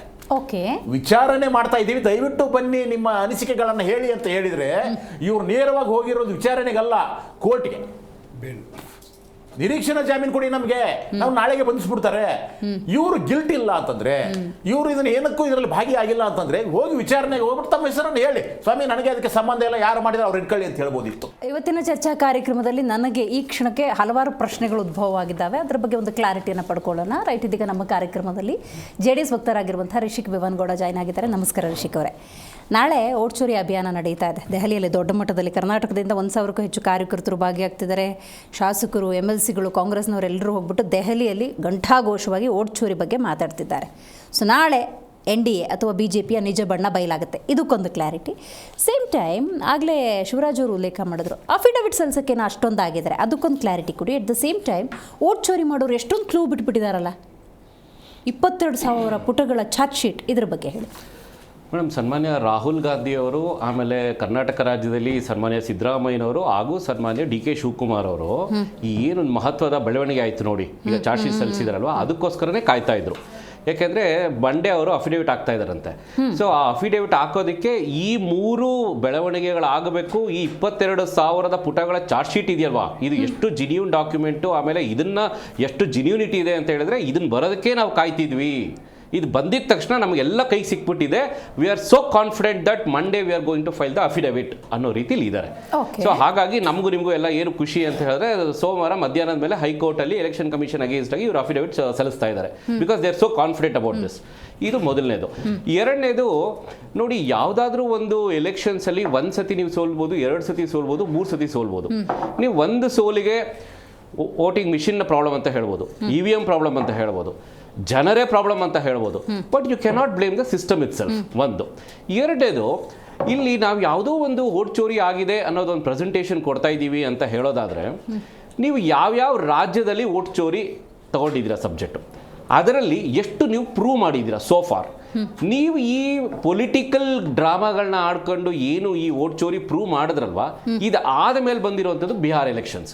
ಸೊ ಬಿಹಾರ್ ಎಲೆಕ್ಷನ್ಸ್ ಅಲ್ಲಿ if people are buying what you are saying, ಅಂದ್ರೆ ನೀವು ಹೇಳ್ತಿರುವಂಥ ಸ್ಟೋರಿನ ಜನರು ನಂಬ್ತಿದ್ದಾರೆ ಅನ್ನೋದೇ ಆಗಿದ್ರೆ, ಕಾಂಗ್ರೆಸ್ ಅವ್ರು ಬಿಹಾರದಲ್ಲಿ ಗೆದ್ದಿದ್ದೆಷ್ಟು? 6 ಸೀಟು. 243 ವಿಧಾನಸಭಾ ಸೀಟ್ಗಳಲ್ಲಿ ತಾವು ಇಷ್ಟೆಲ್ಲ PhD ಮಾಡಿ ಪ್ರೆಸೆಂಟೇಷನ್ ಕೊಟ್ಟು ನೀವು ಗೆದ್ದಿರುವಂಥದ್ದು ಬಾರಿ 6 ಅಂತ ಹೇಳೋದಾದರೆ, ಅಲ್ಲೂ ಹಾಗಾದ್ರೆ ಓಟ್ ಚೋರಿ ಆಗಿದೆಯಾ? ಸೊ ಈ ಬಿಹಾರ್ ಎಲೆಕ್ಷನ್ ಆಗೋದಕ್ಕಿಂತ ಮುಂಚೆ ತಾವುಗಳು ಹೇಳಿದ್ರಿ ತಾನೇ, ತಾವು ಹೋಗ್ಬಿಟ್ಟು 2 ಸತಿ ಚೆಕ್ ಮಾಡ್ಬಿಟ್ಟು ಬಂದಿದ್ರಿ, EVM ಮೆಷಿನ್ಸ್ ಕರೆಕ್ಟ್ ಆಗಿದೆಯಾ, ಅದನ್ನ ಆಪರೇಟ್ ಮಾಡೋರು ಕರೆಕ್ಟ್ ಆಗಿದ್ದಾರಾ, ಅವ್ರ ತಲೆಗಳೆಲ್ಲ ಸರಿ ಇದೆಯಾ ಇಲ್ವಾ, ಎಲ್ಲ election commission of Bihar correct ಆಗಿದೆಯಾ ಇಲ್ವಾ, ಇದನ್ನೆಲ್ಲ ತಾವುಗಳು ಚೆಕ್ ಮಾಡ್ಕೊಂಡು ಬಂದಿದ್ರಿ ಅಲ್ವಾ. ಇಷ್ಟೆಲ್ಲ ಮಾಡಾದ್ಮೇಲೆ ಕೂಡ ತಮಗೆ ಯಾಕೆ 6 ಸೀಟ್ ಬಂತು? ಇಫ್ ಯು ಆರ್ ಸೋ ಏನದು ತುಂಬಾ ಕಾನ್ಫಿಡೆಂಟ್ ಆಗಿ ನಾವು ಓಟ್ ಚೋರಿ ಬಗ್ಗೆ ನಾವು ದೇಶದಂತೆಲ್ಲ ಹೇಳ್ಕೊಂಡ್ ಬರ್ತಾ ಇದೀವಿ ಅಂತ ಹೇಳೋದಾದ್ರೆ, so that means people know that Congress is fooling around. ಇನ್ನು ಮೂರನೇದು ನಾವು ಇನ್ನೊಂದು ಕ್ವಶನ್ ಕೇಳಿದ್ರಿ, ಈಗ NDA ಅಲಯನ್ಸ್ ಅಲ್ಲಿ ಇರುವಂತವ್ರಿಗೆ ಇದ್ರ ಬಗ್ಗೆ ಏನಾದ್ರು ಭಯ ಇದೆಯಾ ಅಥವಾ ನಾವ್ ಇದಕ್ಕೆ ಯಾವ ರೀತಿ ಮೇಡಮ್ ನೋಡಿ ಈಗ ಡೆಮೋಕ್ರಸಿ ಪ್ರಜಾಪ್ರಭುತ್ವನ ಯಾವ ಪೊಲಿಟಿಕಲ್ ಪಾರ್ಟಿ ಎಷ್ಟು ಅಪೋಸ್ ಮಾಡುತ್ತೋ ಎಷ್ಟು ಅಕ್ಸೆಪ್ಟ್ ಮಾಡ್ಕೊಳ್ಳುತ್ತೋ ನಾವು ಅಷ್ಟೇ ಅಪೋಸ್ ಮಾಡಿದೀವಿ, ನಾವು ಅಷ್ಟೇ ಅಕ್ಸೆಪ್ಟ್ ಮಾಡ್ಕೊಂಡಿದೀವಿ. ಒಂದು ವೇಳೆ ನಾವು ಅಪೋಸ್ ಮಾಡ್ತೀವಿ ಅನ್ನೋದೇ ಹಾಗಂಗಿದ್ರೆ ಈಗ 243 ನಾವು ಗೆಲ್ಬೇಕಾಗಿತ್ತಲ್ವಾ, 243 ಗೆಲ್ಬೇಕಾಗಿತ್ತಲ್ವಾ. ಕರ್ನಾಟಕದಲ್ಲಿ ಈಗ 139 ಅವ್ರು ತಗೊಂಡಿದ್ದಾರೆ. ನಾವು ಎಲ್ಲಾದ್ರೂ 139 ಜನ ವೋಟ್ ಚೋರಿ ಮಾಡಿ ಗೆದ್ದಿದ್ದಾರೆ ಅಂತ ಏನಾದ್ರು ಕ್ಲೈಮ್ಸ್ ಹೇಳಿದೀವಾ ಕರ್ನಾಟಕದಲ್ಲಿ? We have accepted the defeated. So ಆ ಏನ್ ಡಿಫೀಟ್ ಆಗಿದೆ ಅದನ್ನ ನಾವು ಎಕ್ಸೆಪ್ಟ್ ಮಾಡ್ಕೊಂಡಿದೀವಿ. ಆದ್ರೆ ಅವರ ಡಿಫೀಟ್ ನ ಕಾಂಗ್ರೆಸ್ ಅವ್ರು ಹೇಳ್ತಾ ಇರೋದೇನು, ವೋಟ್ ಚೋರಿ ಅನ್ನೋದ್ರಿಂದ ಇದನ್ನ ಹೈಡ್ ಮಾಡ್ತಾ ಇದ್ದಾರೆ. ಸೊ ನಮಗೆ ಬಟಾ ಬಯಲಾಗೋಗ್ಬಿಡುತ್ತೆ ಅನ್ನೋದ್ರೆ ವಿ ಆರ್ ವೆರಿ ಓಪನ್. ನಿಮಗೆ ಕರ್ನಾಟಕ ರಾಜ್ಯದಲ್ಲಿ ಆಳಂದ ವಿಧಾನಸಭಾ ಕ್ಷೇತ್ರ ಬಿಟ್ಟುಬಿಟ್ರೆ ಬೇರೆ ಇನ್ನ 223 ಕ್ಷೇತ್ರದಲ್ಲಿ ಎಲ್ಲಾದ್ರೂ ನಿಮಗೆ ಇದ್ರ ವಿಚಾರವಾಗಿ ಎತ್ತಿದ್ದೀರಾ ನೀವು ತಕರಾರು? ಅಲ್ಲ sir, please let me finish my first reaction. So 223 ವಿಧಾನಸಭಾ ಕ್ಷೇತ್ರದಲ್ಲಿ ಎಲ್ಲಾದ್ರೂ ಇದ್ರ ಬಗ್ಗೆ ನೀವು ಚಕಾರ ಎತ್ತಿದ್ದೀರಾ? ಒಂದು. ಎರಡನೇದು, ನಾನು ಫಸ್ಟೇ ಸ್ಟೇಟ್ಮೆಂಟ್ ಮಾಡ್ದೋ ಆಗಿದ್ರೆ, ನಾನು if I am so confident with so evidently ನನ್ನ ಹತ್ರ ಡಾಕ್ಯುಮೆಂಟ್ಸ್ ಇದೆ ಅನ್ನೋದೇ ಆಗೋಗಿದ್ರೆ, ಈಗ ಎಲೆಕ್ಷನ್ ಕಮಿಷನ್ ಆಫ್ ಇಂಡಿಯಾ ಅವ್ರು ಕೇಳ್ತಾ ಇರೋದೇನು, ನೀವು ಬಂದ್ಬಿಟ್ಟು ನಮ್ಗೆ ಅಫಿಡೇವಿಟ್ ಕೊಡಿ, ಒಂದು ಅಫಿಡೇವಿಟ್ ಕೊಡಿ ಅಂತ ಹೇಳ್ತಾರೆ. ಮಾಡಿ ನೀವು legally, when I am so sure ಮಾಡಿ ನೀವು ಲೀಗಾಲಿಟಿ. ಈಗ ಇಷ್ಟೆಲ್ಲ ನೀವು ಮಾಡ್ತಾ ಇದ್ದೀರಲ್ಲ, what are you trying to prove? ಜನಕ್ಕೆ ನೀವೇನ್ ಪ್ರೂವ್ ಮಾಡ್ತಾ ಇದ್ದೀರಾ ಅಂದ್ರೆ, ಈಗ ಬಿಜೆಪಿ ಅಥವಾ NDA ಅಲಯನ್ಸ್ ಅಥವಾ JDS ನಾವೇನ್ ಗೆದ್ದಿದೀವಿ, ನಾವು ಬರೀ ವೋಟ್ ಚೋರಿ ಮಾಡಿ ಗೆದ್ದಿದೀವಿ ಅಂತಾನೆ ನಿಮ್ ಪಾಯಿಂಟ್? ಅದೇ ನೀವು ಹೇಳ್ತಾ ಇರೋದು ಹಾಗಾದ್ರೆ. So then if that is the point, ನೀವು ಲೀಗಲಿ ಪ್ರೂವ್ ಮಾಡಿ, ಲೆಟ್ಸ್ ಡಿಸಾಲ್ವ್. ಕರ್ನಾಟಕ ರಾಜ್ಯದಲ್ಲೂ ಡಿಸಾಲ್ವ್ ಮಾಡೋಣ, ದೇಶದಲ್ಲಿ ಕೂಡ ಡಿಸಾಲ್ವ್ ಮಾಡೋಣ ಸ್ವಾಮಿ. ನೀವು ಪ್ರೂವ್ ಮಾಡಿ. ಕಾಂಗ್ರೆಸ್ ಸ್ವೀಕರಿಸುತ್ತಾ ಅಂತ ಮೇಡಮ್, ನಾವು ಸವಾಲ್ ಹಾಕಕ್ ರೆಡಿ ಇದೀವಿ. If you prove that right, ನಾವು ಡಿಸಾಲ್ವ್ ಆಗಕ್ಕೆ ರೆಡಿ ಇದೀವಿ. ದೇಶದಲ್ಲಿ ಬರೀ ಒಂದು ರಾಜ್ಯ ಅಲ್ಲ, ನಾವು ಕಂಪ್ಲೀಟ್ ದೇಶದಲ್ಲಿ if you prove it right, ನೀವು ಏನದು ಈಗ ಒಂದು ಲೀಗಲ್ ಸಿಸ್ಟಮ್ ಅಲ್ಲಿ if you prove it right ಅಂತ ಹೇಳಿದ್ರೆ, ನಾವು ಕಂಪ್ಲೀಟ್ ಒಂದು ದೇಶದಲ್ಲಿರೋ ಅಷ್ಟು elected bodies we are ready to dissolve. ನೀವುಗಳು ಇದೇ ಚಾಲೆಂಜ್ ಒಪ್ಕೊಂಡು ಕರ್ನಾಟಕ ಒಂದು ರಾಜ್ಯ, ನಿಮ್ ಯೋಗ್ಯತೆ ಇರೋದೇ ಇದೊಂದೇ ಒಂದು ರಾಜ್ಯ, ಅಲ್ಲಿ ನೀವು ಡಿಸಾಲ್ವ್ ಆಗಕ್ಕೆ ನೀವು ಒಪ್ಕೊಳ್ತೀರಾ? I will put straight away challenge. ಒಪ್ಕೊಳ್ಳಿ ಅವರು. ಈ ಸವಾಲಿಗೆ ಉತ್ತರ ಏನು ನೋಡೋಣ. ದರ್ಶನ್ ಅವರೇ, ಒಂದೊಂದೇ ಕ್ಲಿಯರ್ ತಗೊಳ್ತಾ ಹೋಗೋಣ. ಈಗ ನೋಡಿ, ಪಿತೂರಿ ಅಂತಂದ್ರು BJP ಮತ್ತು JDSನವರು. ಆ ಪಿತೂರಿಗೆ ಉತ್ತರ ಕೊಟ್ಬಿಡಿ. ಪಿತೂರಿನ ಇದು ಅಥವಾ ನಿಜಕ್ಕೂ ಕೂಡ ದೇಶದ ವೋಟ್ ಚೋರಿ ಬಗ್ಗೆ ಜನರ ಮುಂದೆ ತಂದಿಡೋ ಪ್ರಯತ್ನನ? ಆ ಪಿತೂರಿ ಅನ್ನೋ ಪದ ಇವರು ನ್ಯಾಯಾಂಗ ವ್ಯವಸ್ಥೆಗೆ ಮಾಡ್ತಾ ಇರತಕ್ಕಂಥ ಅವಮಾನ. ಯಾಕೆಂದ್ರೆ ನಾವು ಕಾನೂನಾತ್ಮಕವಾದಂತಹ ಹೋರಾಟ ಮಾಡ್ತಾ ಇದೀವಿ, ನ್ಯಾಯಾಲಯಕ್ಕೆ ಚಾರ್ಜ್ ಶೀಟ್ ಅನ್ನು ಸಲ್ಲಿಕೆ ಮಾಡುವಂತ ಕೆಲಸವನ್ನ ನಾವು ಮಾಡ್ತಾ ಇದ್ದೀವಿ. ತಮ್ಮ ನಾಯಕನನ್ನ ಸಂತೃಪ್ತಗೊಳಿಸುವುದಕ್ಕೆ ಈ ಎಲ್ಲ ಪ್ರಯತ್ನಗಳು, ರಾಹುಲ್ ಗಾಂಧಿ ಅವರನ್ನ ಸಂತೃಪ್ತಗೊಳಿಸಬೇಕು, ಅದಕ್ಕೆ ಇಲ್ಲಿ ರಾಜ್ಯ ನಾಯಕರು ಈ ಪ್ರಯತ್ನಗಳನ್ನು ಮಾಡ್ತಿದ್ದಾರೆ. ರಾಹುಲ್ ಗಾಂಧಿ ಅವರು ಪ್ರಜಾಪ್ರಭುತ್ವ ವ್ಯವಸ್ಥೆಯಲ್ಲಿ ಮತದಾರರಿಂದ ಆಯ್ಕೆಯಾಗಿರ್ತಕ್ಕಂಥ ಮತ್ತೆ ಜೊತೆಗೆ ಒಂದು ಸಾಂವಿಧಾನಿಕ ಹುದ್ದೆಯಾಗಿ ವಿರೋಧ ಪಕ್ಷದ ನಾಯಕರಾಗಿ ದೇಶದಲ್ಲಿ ಇವತ್ತು ನರೇಂದ್ರ ಮೋದಿ ಅವ್ರನ್ನ, ಮೊನ್ನೆ ಅಮಿತ್ ಶಾ ಅವ್ರನ್ನ ಪ್ರಶ್ನೆ ಮಾಡುವಾಗ ಅವರ ಕೈಯಲ್ಲಿ ಯಾವ ರೀತಿ ನಡುತ್ತಾ ಇತ್ತು ಅನ್ನುವಂಥದ್ದನ್ನ ಇಡೀ ದೇಶ ನೋಡಿದೆ. ರಾಹುಲ್ ಗಾಂಧಿ ಅವರು ಇಡೀ ದೇಶಕ್ಕೆ ನ್ಯಾಯ ಕೊಡಿಸಬೇಕಂತ ಒಂದು ದಿಟ್ಟ ಹೆಜ್ಜೆಯನ್ನು ಇಟ್ಟು ಹೋಗ್ತಾ ಇದ್ದಾರೆ ಹೊರತು ಇದು ಸಂತೃಪ್ತಿ ಅಲ್ಲ ಮೇಡಮ್. ನನ್ನ ಹಕ್ಕು, ನನ್ನ ಮತದಾನ ಒಂದು ಪವಿತ್ರ ಹಕ್ಕು, ಅದನ್ನ ನೀವು ಕದೀತಾ ಇದ್ದೀರಿ ಅಂತ ಜಗತ್ತಿಗೆ ಜಾಹೀರ ಮಾಡುವಂತ ಕೆಲಸ ಮಾಡ್ತಾ ಇದ್ದೀವಿ. ಈ ದಿಟ್ಟ ಹೆಜ್ಜೆ ಸಾಕಾರ ಆಗಬೇಕು ಅಂತ ಹೇಳಿದ್ರೆ ಆ ಚುನಾವಣಾ ಆಯೋಗದ ಅಫಿಡವಿಟ್ ಪ್ರೋಸೆಸ್ ಅನ್ನ ಪ್ರೂವ್ ಮಾಡಿಬಿಟ್ರೆ ಜನನೂ ನಿಮ್ಮನ್ನ ನಂಬ್ತಾರೆ ಮೇಡಮ್. ಈಗ ವೋಟರ್ ಲಿಸ್ಟ್ ಮಾಡಿರೋದು ರಾಹುಲ್ ಗಾಂಧಿ ಅಲ್ಲ, ಕಾಂಗ್ರೆಸ್ ಪಾರ್ಟಿ ಅಲ್ಲ. ಫೋಟೋ ಹೊಡೆದಿರೋದು ಕಾಂಗ್ರೆಸ್ ಪಾರ್ಟಿ ಅಲ್ಲ, ರಾಹುಲ್ ಗಾಂಧಿ ಅವರು ಅಲ್ಲ. ಅವರ ಅಡ್ರೆಸ್ ದಾಖಲಾತಿಗಳನ್ನ ತಗೊಂಡಿರೋದು ಕಾಂಗ್ರೆಸ್ ಪಾರ್ಟಿ ಅಲ್ಲ ಅಥವಾ ರಾಹುಲ್ ಗಾಂಧಿ ಅವರಲ್ಲ. All the process done by election commission of India.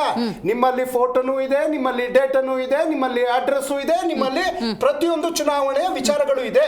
Madam, ನಾವು ಮಹದೇವಪುರದ ವಿಚಾರ ಚರ್ಚೆಗೆ ತಂದ ತಕ್ಷಣ ಮಹದೇವಪುರದ ಏನು ಡೇಟಾ ಇತ್ತಲ್ಲ ಎಲ್ಲ ಡಿಲೀಟ್ ಆಗೋಯ್ತು. ಬಿಹಾರದಲ್ಲಿ 75 ಲಕ್ಷ ಡಿಲೀಟ್ ಆಗಿದೆ, 20 ಲಕ್ಷ ಆಡನ್ ಆಗಿದೆ ಅಂದಾಗ ಬಿಹಾರದ ಎಂಟೈರ್ ಡೇಟಾ ಡಿಲೀಟ್ ಆಯ್ತು. ನ್ಯಾಯಾಲಯ ಮೇಡಮ್, ಕೋರ್ಟ್ ನ ಮುಂದೆ ನಾವು ಹೋದಾಗ ಕೋರ್ಟ್ ಏನು ಎಲೆಕ್ಷನ್ ಕಮಿಷನ್ ಆಫ್ ಇಂಡಿಯಾಕ್ಕೆ ಒಂದು ಪ್ರಶ್ನೆ ಕೇಳ್ತದೆ. ನೀವು ಏನು ಚುನಾವಣಾ ಪ್ರೋಸೆಸ್ ಗಳು ನಡೆದಿದೆಯಲ್ಲ, ಅಥವಾ ಅದು ಏನೋ ಫಲಿತಾಂಶ ಬಂದಿರೋದಿರ್ಬೋದು, ಎಣಿಕೆ ಇರ್ಬೋದು, ಮತದಾನ ಇರ್ಬೋದು, ವಿಡಿಯೋಗಳನ್ನ ಕೊಡಿ ಅಂದಾಗ ಮಾನ್ಯ ಜ್ಞಾನೇಶ್ ಕುಮಾರ್ ಅವರು ಹೇಳ್ತಾರೆ, ನಾವು 45 ದಿನದ ಮೇಲೆ ಇಡಂಗಿಲ್ಲ. ಮೇಡಮ್, ನಾನೊಂದು ಊರು ಕ್ಯಾನಳ್ಳಿ ಅನ್ನೋ ಊರಲ್ಲಿ ಹುಟ್ಟಿದ್ದೀನಿ, ನನ್ನ ಜನನ ಪ್ರಮಾಣ ಪತ್ರ ಇದೆ, ಅಲೋಕ ಕಾನ್ವೆಂಟ್ ಅಂತ 4ನೇ ಕ್ಲಾಸ್ ತನಕ ಓದಿದ್ದೀನಿ, ಆ ಶಾಲೆಯಲ್ಲಿ ನನ್ನ ಡೇಟಾ ಇದೆ. 5 ರಿಂದ 7 ಕುಂಬಾಡಿ ಅನ್ನೋ ಊರಲ್ಲಿ ಓದಿದ್ದೀನಿ, ಆ ಶಾಲೆ ಡೇಟಾ ಇದೆ. ಕೊನೆಗೆ ನನ್ನ ಮಾಸ್ಟರ್ಸ್ ಇವತ್ತು ಸಿದ್ಧಾರ್ಥ ಕಾಲೇಜು ಬಿಸ್ನೆಸ್ ಮ್ಯಾನೇಜ್ಮೆಂಟ್ ಅಲ್ಲಿ ಓದ್ತಾ ಇದ್ದೀನಿಲ್ಲ, ಆ ಡೇಟಾನು ಇರುತ್ತೆ, ಯೂನಿವರ್ಸಿಟಿನೂ ಇರುತ್ತೆ. ಇವತ್ತು ಪವಿತ್ರ ಮತದಾನದ ಹಕ್ಕಿನ ಡೇಟಾವನ್ನ ಇವರು 45 ದಿನದಲ್ಲಿ ಡಿಲೀಟ್ ಮಾಡ್ತಾರೆ. ಕಾರಣ ಏನ್ ಕೊಡ್ತಾರಪ್ಪ ಅಂದ್ರೆ ಮಹಿಳೆಯರ ವಿಡಿಯೋ ಬರ್ತದೆ ಅಂತ. ಮೇಡಮ್, ಓಟ್ ಹಾಕೋ ವಿಡಿಯೋ, ನಾವು ಬಾತ್ರೂಮ್ ಬೆಡ್ರೂಮ್ ವಿಡಿಯೋ ಅಲ್ಲ, ಮತದಾನದ ವಿಡಿಯೋ. ಅಧಿಕಾರ ಯಾರಿಗೂ ಇಲ್ಲ. ವೋಟ್ ಚೋರಿ ಮಾಡೋದೇ ಬಿಜೆಪಿಯ ಉದ್ದೇಶ ಆಗಿತ್ತು ಅನ್ನೋದಾದ್ರೆ ಕರ್ನಾಟಕನೂ ತಗೊಂಡೋಗ್ಬಿಡ್ತಿದ್ರು. ಮೇಡಮ್, ಈಗ ನಾವು ಕರ್ನಾಟಕದಿಂದ ಧ್ವನಿ ಎತ್ತಿರೋದು ಮೇಡಮ್. ಅಲ್ಲ, ಈಗ ನೀವು 140 ಇದ್ದೀರಿ. ನಾವು ಕರ್ನಾಟಕದಿಂದನೇ ಈಗ ಉದಾಹರಣೆ ಗೆದ್ದಿರಲ್ಲ ನೀವು. ಮೇಡಮ್, ಗೆದ್ದಿರೋದು ಮುಖ್ಯ ಅಲ್ಲವೇ? ಚುನಾವಣೆ ಪೂರ್ವದಲ್ಲಿ ವೋಟ್ ಚೋರಿ ಮಾಡಿ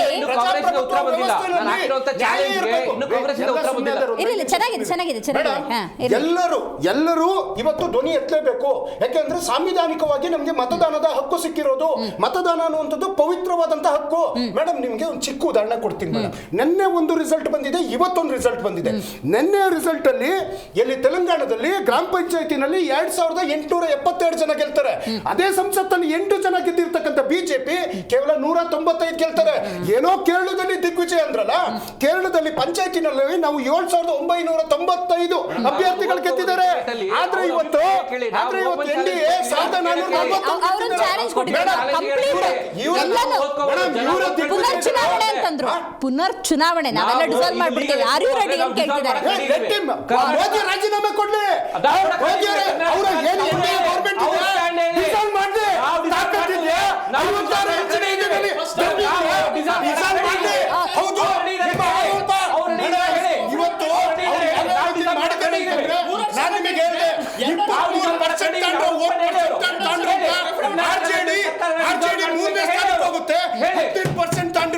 ನಿತೀಶ್ ಕುಮಾರ್ ಮುಖ್ಯಮಂತ್ರಿ ಆಗ್ತಾರೆ ಅಂದ್ರೆ ರೈಟ್. ಶಿವರಾಜ್ ಅವರೇ, ನೀವು ಹೇಳಬೇಕು, ಕುಂಬಳಕಾಯಿ ಕಳ್ಳ ಅಂದರೆ ಹೆಗಲ ಮುಟ್ಕೊಂಡು ನೋಡ್ಕೊಂಡ್ರಿ ಅಂತೇಳಿ. ಯಾಕಂದರೆ ಶಶಿಕಾಂತ್ ಅವ್ರು ಆಗಲೇ ಉಲ್ಲೇಖ ಮಾಡಿದ್ರು, ಆಗಲೇ ಬೇಲಿಗೆ ಓಡಾಡಿದವರು ಅಂತ. ಈಗೇನು FIR ಅಲ್ಲಿ ಚಾರ್ಜ್ ಶೀಟಲ್ಲಿ ಹೆಸರಿದೆ ಅವರಿಬ್ಬರದು ವಿಷಯಕ್ಕೆ ಬರೋದಾದರೆ, ಸುಭಾಷ್ ಅವರು ಮತ್ತು ಅವ್ರ ಮಗ ಹರ್ಷಾನಂದ್ ಅವರು. ಇದಕ್ಕೊಂದು ಕ್ಲಾರಿಟಿ ಕೊಡಿ. ಸೇಮ್ ಟೈಮ್ ವೋಟ್ ಚೋರಿನೇ ಮಾಡ್ತಿದ್ದೀರ ಅನ್ನೋದಾದ್ರೆ ಕರ್ನಾಟಕನ ಕ್ಲೀನ್ ಸ್ವೀಪ್ ಮಾಡ್ಬೋದಿತ್ತಲ್ಲ, ಯಾಕೆ ಮಾಡಲಿಲ್ಲ ನೀವು? ಈ ವೋಟ್ ಚೋರಿ ಅನ್ನೋ ಪ್ರಕ್ರಿಯೆ ಏನಿದೆ, ಅದು ಕಾಂಗ್ರೆಸ್ನವರು ಇಡೀ ದೇಶ ತುಂಬಾ ಕಟ್ಟುಕತೆ. ಖಂಡಿತ ಕಟ್ಟುಕತೆ ಅಲ್ಲದೆ ಹೋದ್ರೆ ಇವ್ರಿಗೊಂದು ಅಫಿಡವಿಟ್ ಹಾಕೋದಕ್ಕೆ 2 ವರ್ಷ ಬೇಕಾ? ಜೊತೆಗೆ ನಾಳೆ ದೆಹಲಿಯ ಪ್ರತಿಭಟನೆಗೆ ಮುನ್ನ ತರಾತುರಿನಲ್ಲಿ SITಗೆ ಹೇಳಿ ಇವತ್ತು ವರದಿ ಕೊಡಿಸ್ತಾರೆ ಅಂದ್ರೆ ಚಾರ್ಜ್ ಶೀಟ್ನ ಉದ್ದೇಶ ಎಲ್ರಿಗೂ ಅರ್ಥ ಆಗುವಂಥದ್ದು. ಜೊತೆಗೆ ಇವತ್ತು ರಾಜ್ಯದಲ್ಲಿ ಯಾವ ಸರ್ಕಾರ ಇದೆ, ಯಾರನ್ನ ಟಾರ್ಗೆಟ್ ಮಾಡ್ತಾ ಇದ್ದಾರೆ, ಯಾಕೆ ಟಾರ್ಗೆಟ್ ಮಾಡ್ತಾ ಇದ್ದಾರೆ, ವಿಧಾನಸಭೆಯಲ್ಲಿ ಇವತ್ತು ಯಾವ ಬಿಲ್ಗಳು ಮಂಡನೆ ಆಗ್ತಾ ಇದೆ, ದ್ವೇಷ ಭಾಷಣದ ವಿರುದ್ಧ ಎಂತೆಂತ ಬಿಲ್ಗಳು ಮಂಡನೆ ಇಲ್ಲ, ಖಂಡಿತ ಹೇಳ್ತಾ ಇರೋದು ಕೇಳಿ. ಇವೆಲ್ಲವುಗಳನ್ನು ನೋಡಿ ನಾಯಕ ಆದವನ್ಗೆ ಅಥವಾ ಒಬ್ಬ ಈ ದೇಶದ ಪ್ರಜೆ ಆದವನ್ಗೆ ತನ್ನನ್ನು ತಾನು ರಕ್ಷಣೆ ಮಾಡ್ಕೊಳ್ಳೋದಕ್ಕೆ ನ್ಯಾಯಾಲಯದ ಮೊರೆ ಹೋಗಿರೋದು. ಆದ್ರೆ ನ್ಯಾಯಾಲಯಕ್ಕೆ ಇವತ್ತು ಸಲ್ಲಿಕೆ ಆಗಿರೋದು ಚಾರ್ಜ್ ಶೀಟ್ ಮಾತ್ರ.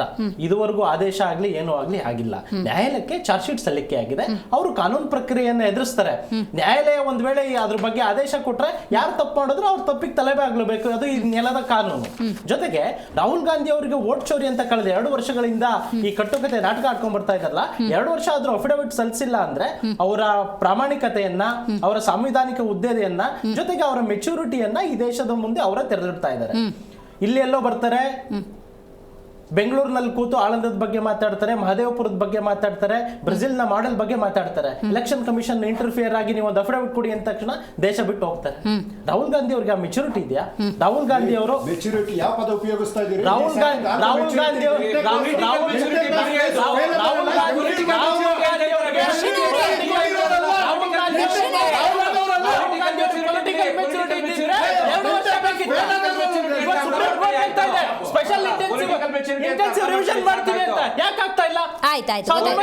ಬಸವರಾಜ್ ಅವರೇ, ಹಂಗಾದ್ರೆ ನನಗೀಗ ಕ್ಲಾರಿಟಿ ಕೊಡಿ. ಈಗ ಕಳೆದ 2 ವರ್ಷಗಳಿಂದ, ಅದಕ್ಕೂ ಪೂರ್ವದಿಂದಲೇ ಮಾಡ್ತಿರುವಂತಹ ಅಭಿಯಾನ ಅನ್ನೋದಾದರೆ ವೋಟ್ ಚೋರಿ ಬಗ್ಗೆ ಜನಕ್ಕೊಂದು ಕ್ಲಾರಿಟಿ ಬೇಕು. ಈಗ ಇವ್ರು ಹೇಳ್ದಂಗೆ 2 ವರ್ಷ ಬೇಕಾ ಅನ್ನೋದಾದರೆ, ಇನ್ನು 28ಕ್ಕೆ ಮತ್ತೆ ಎಲೆಕ್ಷನ್ ಬರುತ್ತೆ. ಇದು ಹೀಗೆ ಲ್ಯಾಗ್ ಆದರೆ ಜನಕ್ಕೂ ಕ್ಲಾರಿಟಿ ಸಿಕ್ಕಲ್ಲ. ಇದು ಅಲ್ಲಿ ತನಕ ಲ್ಯಾಗ್ ಆಗುತ್ತಾ? ನಿಜಕ್ಕೂ ಕೂಡ ಕಾಂಗ್ರೆಸ್ ವೋಟ್ ಚೋರಿ ಆಗಿದೆ ಅನ್ನೋದಾದರೆ ಕಾನೂನಾತ್ಮಕವಾಗಿ ನ್ಯಾಯಾಲಯದ ಕಡೆಯಿಂದನೇ ಒಂದು ಆದೇಶ ತಂದರೆ ಜನಕ್ಕೂ ಒಂದು ಕ್ಲಾರಿಟಿ ಸಿಗುತ್ತೆ. ಲ್ಯಾಗ್ ಆಗುತ್ತೆ ಅನ್ಸುತ್ತಾ? ಹಾರ್ಡ್ಲಿ ಬೇಗ ಅದು ಕ್ಲಿಯರ್ ಆಗಿಬಿಟ್ಟು ಜನಕ್ಕೊಂದು ಕ್ಲಾರಿಟಿ ಕೊಡ್ತಾರೆ ಇವರು ಅಂತ ಅನ್ಸುತ್ತಾ? ಈಗ ಪ್ರಜಾಪ್ರಭುತ್ವದಲ್ಲಿ ಎಂಡ್ ಆಫ್ ದ ಡೇ ನಿಮ್ಮ ಜನರೇ ನಿರ್ಧಾರ ಮಾಡಬೇಕಾಗಿರೋದು ಯಾವ ರೀತಿಯಾದಂಥ ವ್ಯವಸ್ಥೆ ನಮಗೆ ಬೇಕು ಅನ್ನೋದನ್ನ. ಎಲೆಕ್ಷನ್ ಕಮಿಷನ್ ಅವರು ಅಫಿಡವಿಟ್ ಕೇಳ್ತಾ ಇರೋದು ತಮ್ಮ ವಿರುದ್ಧನೇ. ನಿಮ್ಮ ಹತ್ರ ಏನಿದೆ ಕೊಡಿ. ಹೇಳ್ದಂಗೆ ಅಂದ್ರೆ ನೀವು ನಾನ್ ಕದ್ದಿದ್ದೀನಿ ಅನ್ನೋದಕ್ಕೆ ನೀವು ನನಗೆ ಅಫಿಡವಿಟ್ ಕೊಡಿ, ನಾನು ಅದರದ್ದು ಪರಿಶೀಲನೆ ಮಾಡ್ತೀನಿ. ಅದು ಹೆಂಗೆ ಅಲ್ಲಿಂದ ನಿಮ್ಗೆ ಏನ್ ನ್ಯಾಯ ಸಿಗುತ್ತೆ? ಅದು ಆ ವ್ಯವಸ್ಥೆಯಲ್ಲಿ ನಂಬಿಕೆ ಇರ್ಲಿಕ್ಕಿಲ್ಲ ಕಾಂಗ್ರೆಸ್ಗೆ. ಅವರು ಮಾಡ್ತಾ ಇದ್ದಾರೆ, ಅದು ಅವರು ಮಾಡಬೇಕು. ಸೊ ಈಗ ಅವರು ಒಂದು ಆಲ್ಟರ್ನೇಟ್ ಸ್ಟೆಪ್ ತಗೊಂಡಿದ್ದಾರೆ. SIT ಅಥವಾ ಸೃಷ್ಟಿಸಿ ಇದ್ರ ಮೇಲೆ ನಡೀತಾ ಇರುವಂತ ಸಮಸ್ಯೆಗಳನ್ನ ವರದಿ ಕೊಡಿ ಅಂತ ಪೊಲೀಸರು ಹೇಳಿದ್ದಾರೆ. ಅದರಲ್ಲಿ ಆ ತನಿಖೆಗಳು ನಡೀತಾ ಇರ್ಬೇಕಾದ್ರೆ ಬಂದಂತ ಒಂದು ಪ್ರಕರಣ ಇದು. ಈಗ ಬಿಜೆಪಿಯವರು ಅದನ್ನ ಸರ್ವ ಎಲ್ಲ ಪಕ್ಷದಲ್ಲಿ ಇರುವಂತ ಎಲ್ಲಾ ನಾಯಕರು ಅದನ್ನೇ ಮಾಡಿದ್ದಾರೆ ಅಂತ ಬಿಜೆಪಿಯವರು ಅನ್ಕೊಂಡ್ರೆ ಅದು ಅವ್ರು ಮಾಡ್ತಿರೋ ತಪ್ಪು. ಮೊದಲನೇಗೆ ಅವರು ಇವತ್ತು ಪಕ್ಷದಲ್ಲಿರುವಂತ ತಮ್ಮ ಮುಖಂಡರುಗಳು ತಪ್ಪು ಮಾಡಿದ್ರೆ ಅಲ್ಲಿ ತಪ್ಪಾಗಿದೆ, ಅದರ ಮೇಲೆ ಏನ್ ಬೇಕೋ ಕಾನೂನಾತ್ಮಕ ಕ್ರಮ ಆಗಲಿ ಅನ್ನುವಂಥ ಸ್ಟೇಟ್ಮೆಂಟ್ ಬಿಜೆಪಿ ಕೊಡಬೇಕೆ ಹೊರತು ಇವತ್ತು ಸೆಂಟ್ರಲ್ ಇರುವಂತ ಪ್ರಹ್ಲಾದ್ ಜೋಶಿ ಅವರಾಗ್ಲಿ ಅಂತಂತ ಗಣ್ಯ ವ್ಯಕ್ತಿಗಳು ಅವ್ರಿಗೆ ಎಷ್ಟು ಇವತ್ತು ಇಂಥ ಒಂದು ಕ್ಷುಲ್ಲಕ ವಿಚಾರದ ಮೇಲೂ ಇಷ್ಟೊಂದು ಸಮಯ ಕೊಟ್ಟು ಮಾತಾಡಕ್ಕೆ ಇವತ್ತು ಅವ್ರು ಪ್ರೆಸ್ ಕಾನ್ಫರೆನ್ಸ್ ಮಾಡ್ತಾರೆ ಅಂದ್ರೆ ನೀವ್ ಹೇಳ್ದಂಗೆ ಅದು ಒಂಥರ ಪ್ರೆಸ್ ಕಾನ್ಫರೆನ್ಸ್ ಮಾಡಿರೋದಲ್ಲ, ಯಾವ್ದೋ ಬೈಟ್ ಕೇಳಿದಾಗ ಕೊಟ್ಟಿರೋದು. ಕುಂಬಳಕಾಯಿ ಕಳ್ಳ ಸರ್ ಮಾಡಬೇಡಿ, ಅವ್ರು ಪ್ರೆಸ್ ಮೀಟ್ ಮಾಡಿರೋದಲ್ಲ. ಅವ್ರು ಏನ್ ಹೇಳಿದಾರೆ, ಚಾರ್ಜ್ ಶೀಟ್ ಸಲ್ಲಿಕೆ ಆಗಿದೆ ಅಂತ ಕೋರ್ಟ್ ಡಿಸೈಡ್ ಮಾಡುತ್ತೆ, ಕೋರ್ಟ್ ಮಾಡುತ್ತೆ. ಅದನ್ನ ಮುಂಚೆ ನೀವು ಏನೇನೋ ಹೇಳಿದ್ರೆ ಮಿಸ್ಗೈಡ್ ಮಾಡಬೇಡಿ ಸರ್. ಅವ್ರು ಯಾರೋ ಮೀಡಿಯಾದ ಜರ್ನಲಿಸ್ಟ್ಗಳು ವರದಿಗಾರರು ರಿಪೋರ್ಟ್ ಕೇಳಿದಾಗ ಅವ್ರು ರಿಯಾಕ್ಟ್ ಮಾಡಿದ್ದಾರೆ ಹೊರತು ಪ್ರಹ್ಲಾದ್ ಜೋಶಿ ಅವರು ಪ್ರೆಸ್ ಮೀಟ್ ಮಾಡಿಲ್ಲ. ಅದ್ರ ಬಗ್ಗೆ ನನಗೆ ಹೇಳಕ್ ಸಮಯ ಇಲ್ಲ ಅಂತ ನಾನು ಹೇಳಿಲ್ಲ. ಅವ್ರು 5 ನಿಮಿಷ ಮಾತಾಡಿದಾರೆ ಆ ವಿಚಾರವಾಗಿ. ಸೊ ಅದು ಪ್ರೆಸ್ ಕಾನ್ಫರೆನ್ಸ್ ಕೊಟ್ಟಿಲ್ಲ ಮೇಡಮ್, ತಪ್ಪಾಯ್ತು ನಾನು ತಪ್ಪಿಬಿಟ್ಟೆ. 5 ನಿಮಿಷ ಮಾತಾಡಿದ್ದಾರೆ ಅಷ್ಟೇ. ಪ್ರೆಸ್ ಮೀಡಿಯಾದ ಕ್ಲಾರಿಟಿ ಕೊಟ್ಟಿದ್ದಾರೆ. ನಾನು ಕ್ಲಾರಿಟಿ ಕೊಟ್ಬಿಡ್ತೀನಿ. ಸೊ ಹೀಗಿರುವಾಗ ಅದರಿಂದ ಎಲೆಕ್ಷನ್ ಕಮಿಷನ್ ಇಂದ ನಮಗೆ ಡೈರೆಕ್ಟ್ ಆಗಿ ಇದ್ರ ಬೇಕಾದಂತ ಸಿಗುತ್ತೆ ಅನ್ನುವಂತ ಕೆಲವೊಂದು ಹಲವಾರು ಉದಾಹರಣೆಗಳಿದಾವೆ. ಫಾರ್ ಎಕ್ಸಾಂಪಲ್ ಈ ಮುನಿರತ್ನ ಕೇಸು, ಅವ್ರು ಅವತ್ತು ಕಾಂಗ್ರೆಸ್ ನಲ್ಲಿದ್ರು, ಬಿಜೆಪಿ ಅವರು ಅವರಿದ್ದ ಎಷ್ಟೊಂದೆಲ್ಲ ಮಾತಾಡಿದ್ರು. ಇವರು 10,000 ವೋಟ್ ಐಡಿಗಳನ್ನ ಇಟ್ಕೊಂಡಿದ್ದಾರೆ ಹಂಗೆ ಹಿಂಗೆ ಅಂತ. ಇವತ್ತು ಅಲ್ಲಿಗೆ ಹೋದ ತಕ್ಷಣ ಅದೊಂಥರ ವಾಷಿಂಗ್ ಮಷಿನ್ ಎಂಟ್ರಿ ಆಗ್ಬಿಟ್ಟಿದೆ ಕ್ಲೀನಿಗೆ ಅವರು ಬಿಜೆಪಿ ಅವ್ರ ಪ್ರಕಾರ. ಹಾಗಾದ್ರೆ ಆ 10,000ಕ್ಕೆ ಐಡಿಗಳು ಸಿಕ್ಕಿತ್ತಲ್ಲ, ಅವಾಗ ಎಲೆಕ್ಷನ್ ನಡೆದಾಗೂ ಎಲೆಕ್ಷನ್ ಕಮಿಷನ್ಗೆ ಪತ್ರ ಬರೆದಿದ್ರು. ನಾವು ಅದರಲ್ಲಿ ಒಬ್ರು. ಅದ್ರ ಮೇಲೆ ಏನಾದ್ರು ಆಕ್ಷನ್ ತಗೊಂಡ್ರೆ ಎಲೆಕ್ಷನ್ ಕಮಿಷನ್ದವರು ಇನ್ನೂವರೆಗೂ ಎಲೆಕ್ಷನ್ ತಗೊಂಡು ಕೇಸ್ಗಳು ಸುಮಾರು ಇದಾವೆ ಇಂಥವು. ಮೊನ್ನೆ ನಡೆದಂತ 24ರ ಲೋಕಸಭೆ ಚುನಾವಣೆಯಲ್ಲಿ 925 ಕೇಸ್ಗಳನ್ನ ಫೈಲ್ ಮಾಡಿದ್ರು. ಏನಂತ ಬೂತ್ ಕ್ಯಾಪ್ಚರಿಂಗ್ ನಡೀತಾ ಇದೆ 925 ಪ್ರಕರಣಗಳಲ್ಲಿ. ಅದರಲ್ಲಿ ಎಲೆಕ್ಷನ್ ಕಮಿಷನ್ ಆಕ್ಷನ್ ತಗೊಂಡಿದ್ದು ಎಷ್ಟು ಗೊತ್ತಾ? 3.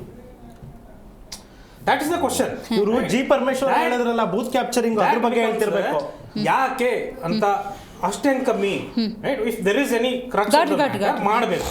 ಸೊ ನಾನು ಅದನ್ನೇ ಮುಂಚೆನೂ ಹೇಳಿದೆ, ದಟ್ ಇರುವಂತ ಎಲೆಕ್ಷನ್ ಕಮಿಷನ್ ಅಲ್ಲಿ ಅದೊಂದು ಕಾನ್ಸ್ಟಿಟ್ಯೂಷನಲ್ ಬಾಡಿ, ಅದಕ್ಕೆ ಆದಂತ ಒಂದು ನಮಗೆ ಕಾನ್ಫಿಡೆನ್ಸ್ ಇರಬೇಕು ವೋಟರ್ಗೆ. ಅದು ಇವತ್ತು ಕಳ್ಕೊಳ್ತಾ ಇದೆ. ಫಾರ್ ಎಕ್ಸಾಂಪಲ್ ಇವತ್ತು RBI ಬಂದ್ಬಿಟ್ಟು ಫ್ರಾಡ್ ಮಾಡಿದೆ ಅಂತ ಆದ್ರೆ ನಿಮಗೆ ಕಂಪ್ಲೀಟ್ ಬ್ಯಾಂಕಿಂಗ್ ವ್ಯವಸ್ಥೆ ಮೇಲೆ ನಂಬಿಕೆ ಹೊರಟೋಗುತ್ತೆ.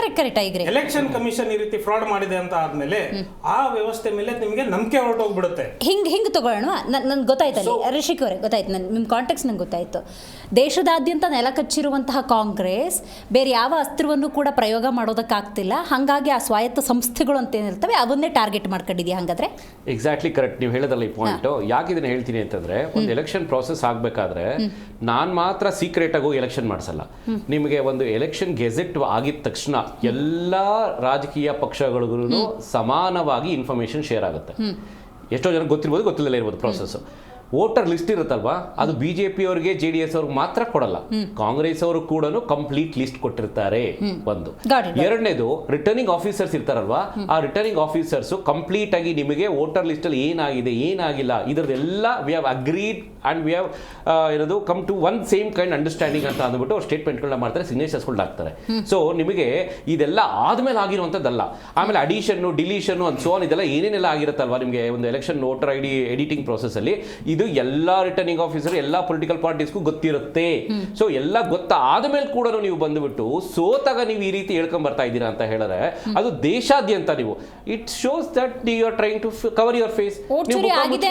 ದೇಶದಲ್ಲಿ 3 ರಾಜ್ಯಗಳಲ್ಲಿ ಮಾತ್ರ ಸರ್ ಕಾಂಗ್ರೆಸ್ ಇದೆ ಅಂದ್ರೆ ವೈ 3 ರಾಜ್ಯ ಮಾತ್ರ ಬಿಟ್ಟಿದೆ ಹಂಗಾದ್ರೆ? ಅದು ನಾವು ಹೇಳ್ತಾ ಇರೋದು ನೋಡಿ, ನಾವು ಹೇಳ್ತಾ ಇರೋದಲ್ಲ ಕ್ಲೈಮ್ಸ್ ಇದು ಇಲ್ಲಿ ಗೆದ್ದಿದ್ದಾರೆ ಇಲ್ಲಿ ಸೋತಿದ್ದಾರೆ ಅಂತ. ನಾವು ಪ್ರಜಾಪ್ರಭುತ್ವದಲ್ಲಿ ಯಾರು ವೋಟ್ ಹಾಕಿ ನಮ್ಮನ್ನು ಗೆಲ್ಸಿದ್ದಾರೆ ಅಲ್ಲಿ ನಾವು ಅಕ್ಸೆಪ್ಟ್ ಮಾಡ್ಕೊಂಡಿದೀವಿ.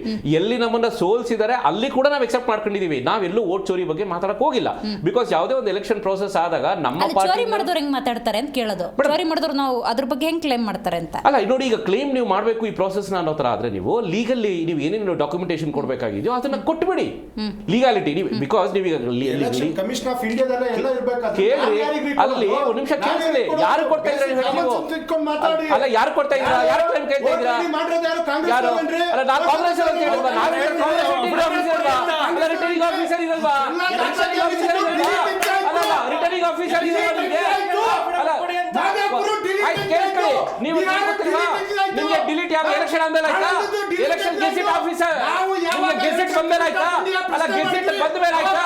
ಯಾವಾಗ ಆಯ್ತು ಡಿಲೀಟ್? ಯಾವಾಗ ಆಯ್ತು ಡಿಲೀಟ್? ನಮ್ಮ ಆಕ್ಷೇಪಣೆ ಜೆಡಿಎಸ್ ಅವ್ರ ಮೇಲಲ್ಲ, ಬಿಜೆಪಿ ಅವ್ರ ಮೇಲಲ್ಲ.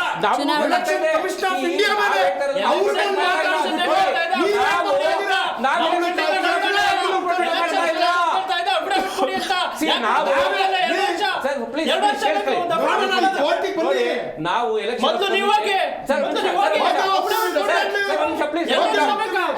ನಾವು election commission of India defend ಮಾಡ್ಕೊಂತ ಇಲ್ಲ. ನಾವು ಡಿಫೆಂಡ್ ಮಾಡ್ಕೊಂತ ಇರುವಂತದ್ದು ನಾವು ಗೆದ್ದಿದೀವಲ್ಲ ಪ್ರಭುತ್ವದಲ್ಲಿ ಏನ್ ನಮ್ಗೆ ವೋಟ್ ಮಾಡಿ ಗೆಲ್ಸಿದಾರಲ್ವಾ, ಅದನ್ನ ನೀವು ಇದೇ ರೀತಿ ಗೆದ್ದಿದ್ದಾರೆ ಅಂತ ನೀವೇನ್ ಹೇಳ್ತಾ ಇದ್ರಲ್ಲ, ಅದನ್ನ ನಾವು ವಿರೋಧ ಮಾಡ್ತಾ ಇದ್ದೀವಿ. ಎಲೆಕ್ಷನ್ ಕಮಿಷನ್ ಆಫ್ ಇಂಡಿಯಾ ನಾವೆಲ್ಲೂ ಬಾಯ್ಕಾಟ್ ಮಾಡ್ತಾ ಇಲ್ಲ, ಸಪೋರ್ಟ್ ಮಾಡ್ತಾ ಇಲ್ಲ. ಸ್ವಾಮಿ, ನಮಗೆ ಅಫಿಡವಿಟ್ ಕೊಟ್ಟಿದ್ರೆ ನಾವು ಕೊಡ್ತೀವಿ, ನಾಳೆ ಬಂದು ಬನ್ನಿ ನೀವು ಕೊಡಿ. ದೇಶದಾದ್ಯಂತ ಆಗ್ತಿರುವಂತಹ ವೋಟ್ ಚೋರಿ ಅಭಿಯಾನ ಸರ್, ಇದ್ರ ಜೊತೆಗೆ ಜ್ವಲಂತ ಸಮಸ್ಯೆಗಳು ಬೇಕಾದಷ್ಟಿದ್ದಾವೆ. ಸೊ ಆ ಎಲ್ಲ ಸಮಸ್ಯೆಗಳನ್ನ ಈ ವೋಟ್ ಚೋರಿ ಎನ್ನುವಂತಹ ಅಭಿಯಾನ ಆಪೋಷಣ ತಗೊಳ್ತಾ ಹೆಂಗೆ ಅಂತ, ರಾಜ್ಯಕ್ಕೆ ಬಂದರೆ ರಾಜ್ಯದಲ್ಲಿ ಬೇಕಾದ ಸಮಸ್ಯೆ ಇದೆ, ದೇಶಕ್ಕೆ ಬಂದರೆ ದೇಶದಲ್ಲೂ ಬೇಕಾದ ಸಮಸ್ಯೆ ಇದೆ. ಪ್ರಜಾಪ್ರಭುತ್ವದ ಬೇಸ್ ಅನ್ನೋದು ಚುನಾವಣೆ ವ್ಯವಸ್ಥೆ.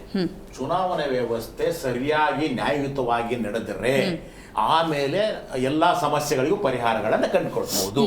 ಚುನಾವಣಾ ವ್ಯವಸ್ಥೆಯನ್ನ ಮಿಸ್ಯೂಸ್ ಮಾಡಿಕೊಂಡು ಅದನ್ನ ಜನರಿಂದ ಮತಗಳನ್ನ ಕಿತ್ಕೋತಾರೋ ಕಳ್ತನ ಮಾಡ್ತಾರೋ, ಅದು ಯಾವುದೇ ಪಕ್ಷ ಇರಲಿ, ಅದು ಈ ಸಂವಿಧಾನಕ್ಕೆ ಮಾಡಿದ ಅಪಚಾರ. ಸೊ ಆದ್ದರಿಂದ ಇದನ್ನ ಯಾವುದೇ ಕಾರಣಕ್ಕೂ ನಾವು ಇದನ್ನ ಯಾರನ್ನೂ ಬೆಂಬಲಿಸಕೂಡದು, ಬೆಂಬಲಿಸಬಾರ್ದು.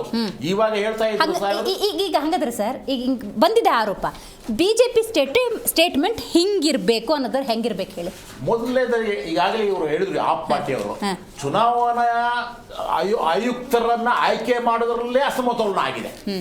ಅರ್ಥ ಆಯ್ತಾರೆ ನಿಮ್ಗೆ? ಮೊದಲು ಸಮತೋಲನ ಇತ್ತು, ಒಬ್ರು ಆಳುವ ಪಕ್ಷ, ಒಬ್ರು ವಿರೋಧ ಪಕ್ಷ, ಇನ್ನೊಬ್ರು ಸುಪ್ರೀಂ ಕೋರ್ಟ್ ನ ಮುಖ್ಯ ನ್ಯಾಯಾಧೀಶರು ಅಂತ ಇತ್ತಲ್ವಾ?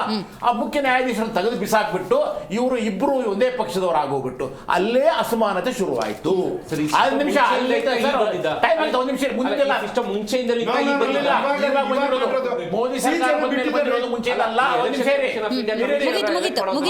ಇಲೆಕ್ಟ್ ಅಲ್ಲೇನೆ ಅಸಮಾನತೆ ಶುರುವಾಯಿತು. ಅದರ ನಂತರ ಏನಾಗ್ಬಿಡುತ್ತೆ, ಜನರಿಗೆ ಅರೆ ಇದು ಫೇರ್ ಆಗೋದಿಲ್ಲ, ಯಾಕಂದ್ರೆ ಸಮಾನವಾದ ಅವಕಾಶಗಳನ್ನ ಕೊಡಬೇಕಾಗತ್ತೆ. ಸೊ ಆಗಿಲ್ಲ, ಅದು ಮೊದಲಿಂದನೇ ಶುರು ಆಗಿದ್ದು. ಒಂದ್ ನಿಮಿಷ ಹೇಳ್ತೀನಿ ಸರ್, ಒಂದ್ ನಿಮಿಷ ಮಾತಾಡೋದು ಮುಗಿಸ್ಬಿಡ್ತೀನಿ ಆಯ್ತಾ? ಅವತ್ತಿಂದ ಶುರು ಆಗಿರೋ ಅನುಮಾನ, ಚುನಾವಣೆ ಆಯುಕ್ತರು ಇವರು ಡಿಪೆಂಡ್ ಮಾಡ್ಕೊಳಕ್ ಶುರು ಮಾಡಿದ್ರು. ಬಿಜೆಪಿ ಅವರು ಚುನಾವಣಾ ವ್ಯವಸ್ಥೆಯನ್ನ, ಚುನಾವಣಾ ಆಯುಕ್ತರು ಬಿಜೆಪಿ ಸರ್ಕಾರವನ್ನ ಈ ರೀತಿಯಾಗಿ ಒಬ್ರು ಹೊಂದಾಣಿಕೆ ಮಾಡ್ಕೊಂಡಿದ್ರಿಂದ ನಾನು ಹೇಳ್ತಾ ಇರೋದು ಕೆಲವೊಂದು ಅಸಂವಿಧಾನಿಕ ಕೆಲಸಗಳಾಯ್ತು. ಏನು ಅಂತಂದ್ರೆ, ಈಗ ಕಳ್ತನ ಆಗಿದೆ 45 ದಿವಸದ ತಕ್ಷಣ ವಿಡಿಯೋಗಳನ್ನ ಯಾಕೆ ನೀವು ಡಿಲೀಟ್ ಮಾಡ್ತಾ ಇದ್ದೀರಿ? ಮುಂದೆ ಯಾವಾಗ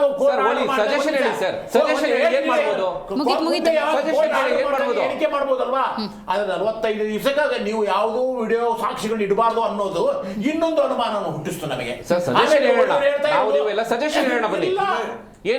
ಪಕ್ಷಗಳಿಗೂ ಸಮಾನವಾದ ವೋಟರ್ ಲಿಸ್ಟ್ ಕೊಡ್ತೀವಿ ಅಂತ ನಾವು ಕೇಳ್ತಾ ಇರೋ ವೋಟರ್ ಲಿಸ್ಟ್ ಅನ್ನೋದು 1-2 ಇರೋದಿಲ್ಲ. ಅದು 50,000 1 ಲಕ್ಷ ಹಿಂಗೆಲ್ಲ ಇರ್ತದೆ, ಮಾಡಕ್ಕಾಗಲ್ಲ. ಇವರು ರಾಹುಲ್ ಗಾಂಧಿ ಇರ್ತಾರೆ, ಅದಕ್ಕೆ ಹೇಳಿದೆ ರಾಜಕೀಯ ಎಲೆಕ್ಷನ್ ಬೂತ್ ಏಜೆಂಟ್ಸ್ ಇರ್ತಾರೆ, ರಿಟರ್ನಿಂಗ್ ಆಫೀಸರ್ಸ್ ಇರ್ತಾರೆ, ಮಹಾರಾಷ್ಟ್ರದಲ್ಲಿ 55 ಲಕ್ಷ ಶಿವರಾಜ್ ಅವರು, ಬಸವರಾಜ್ ಅವರು,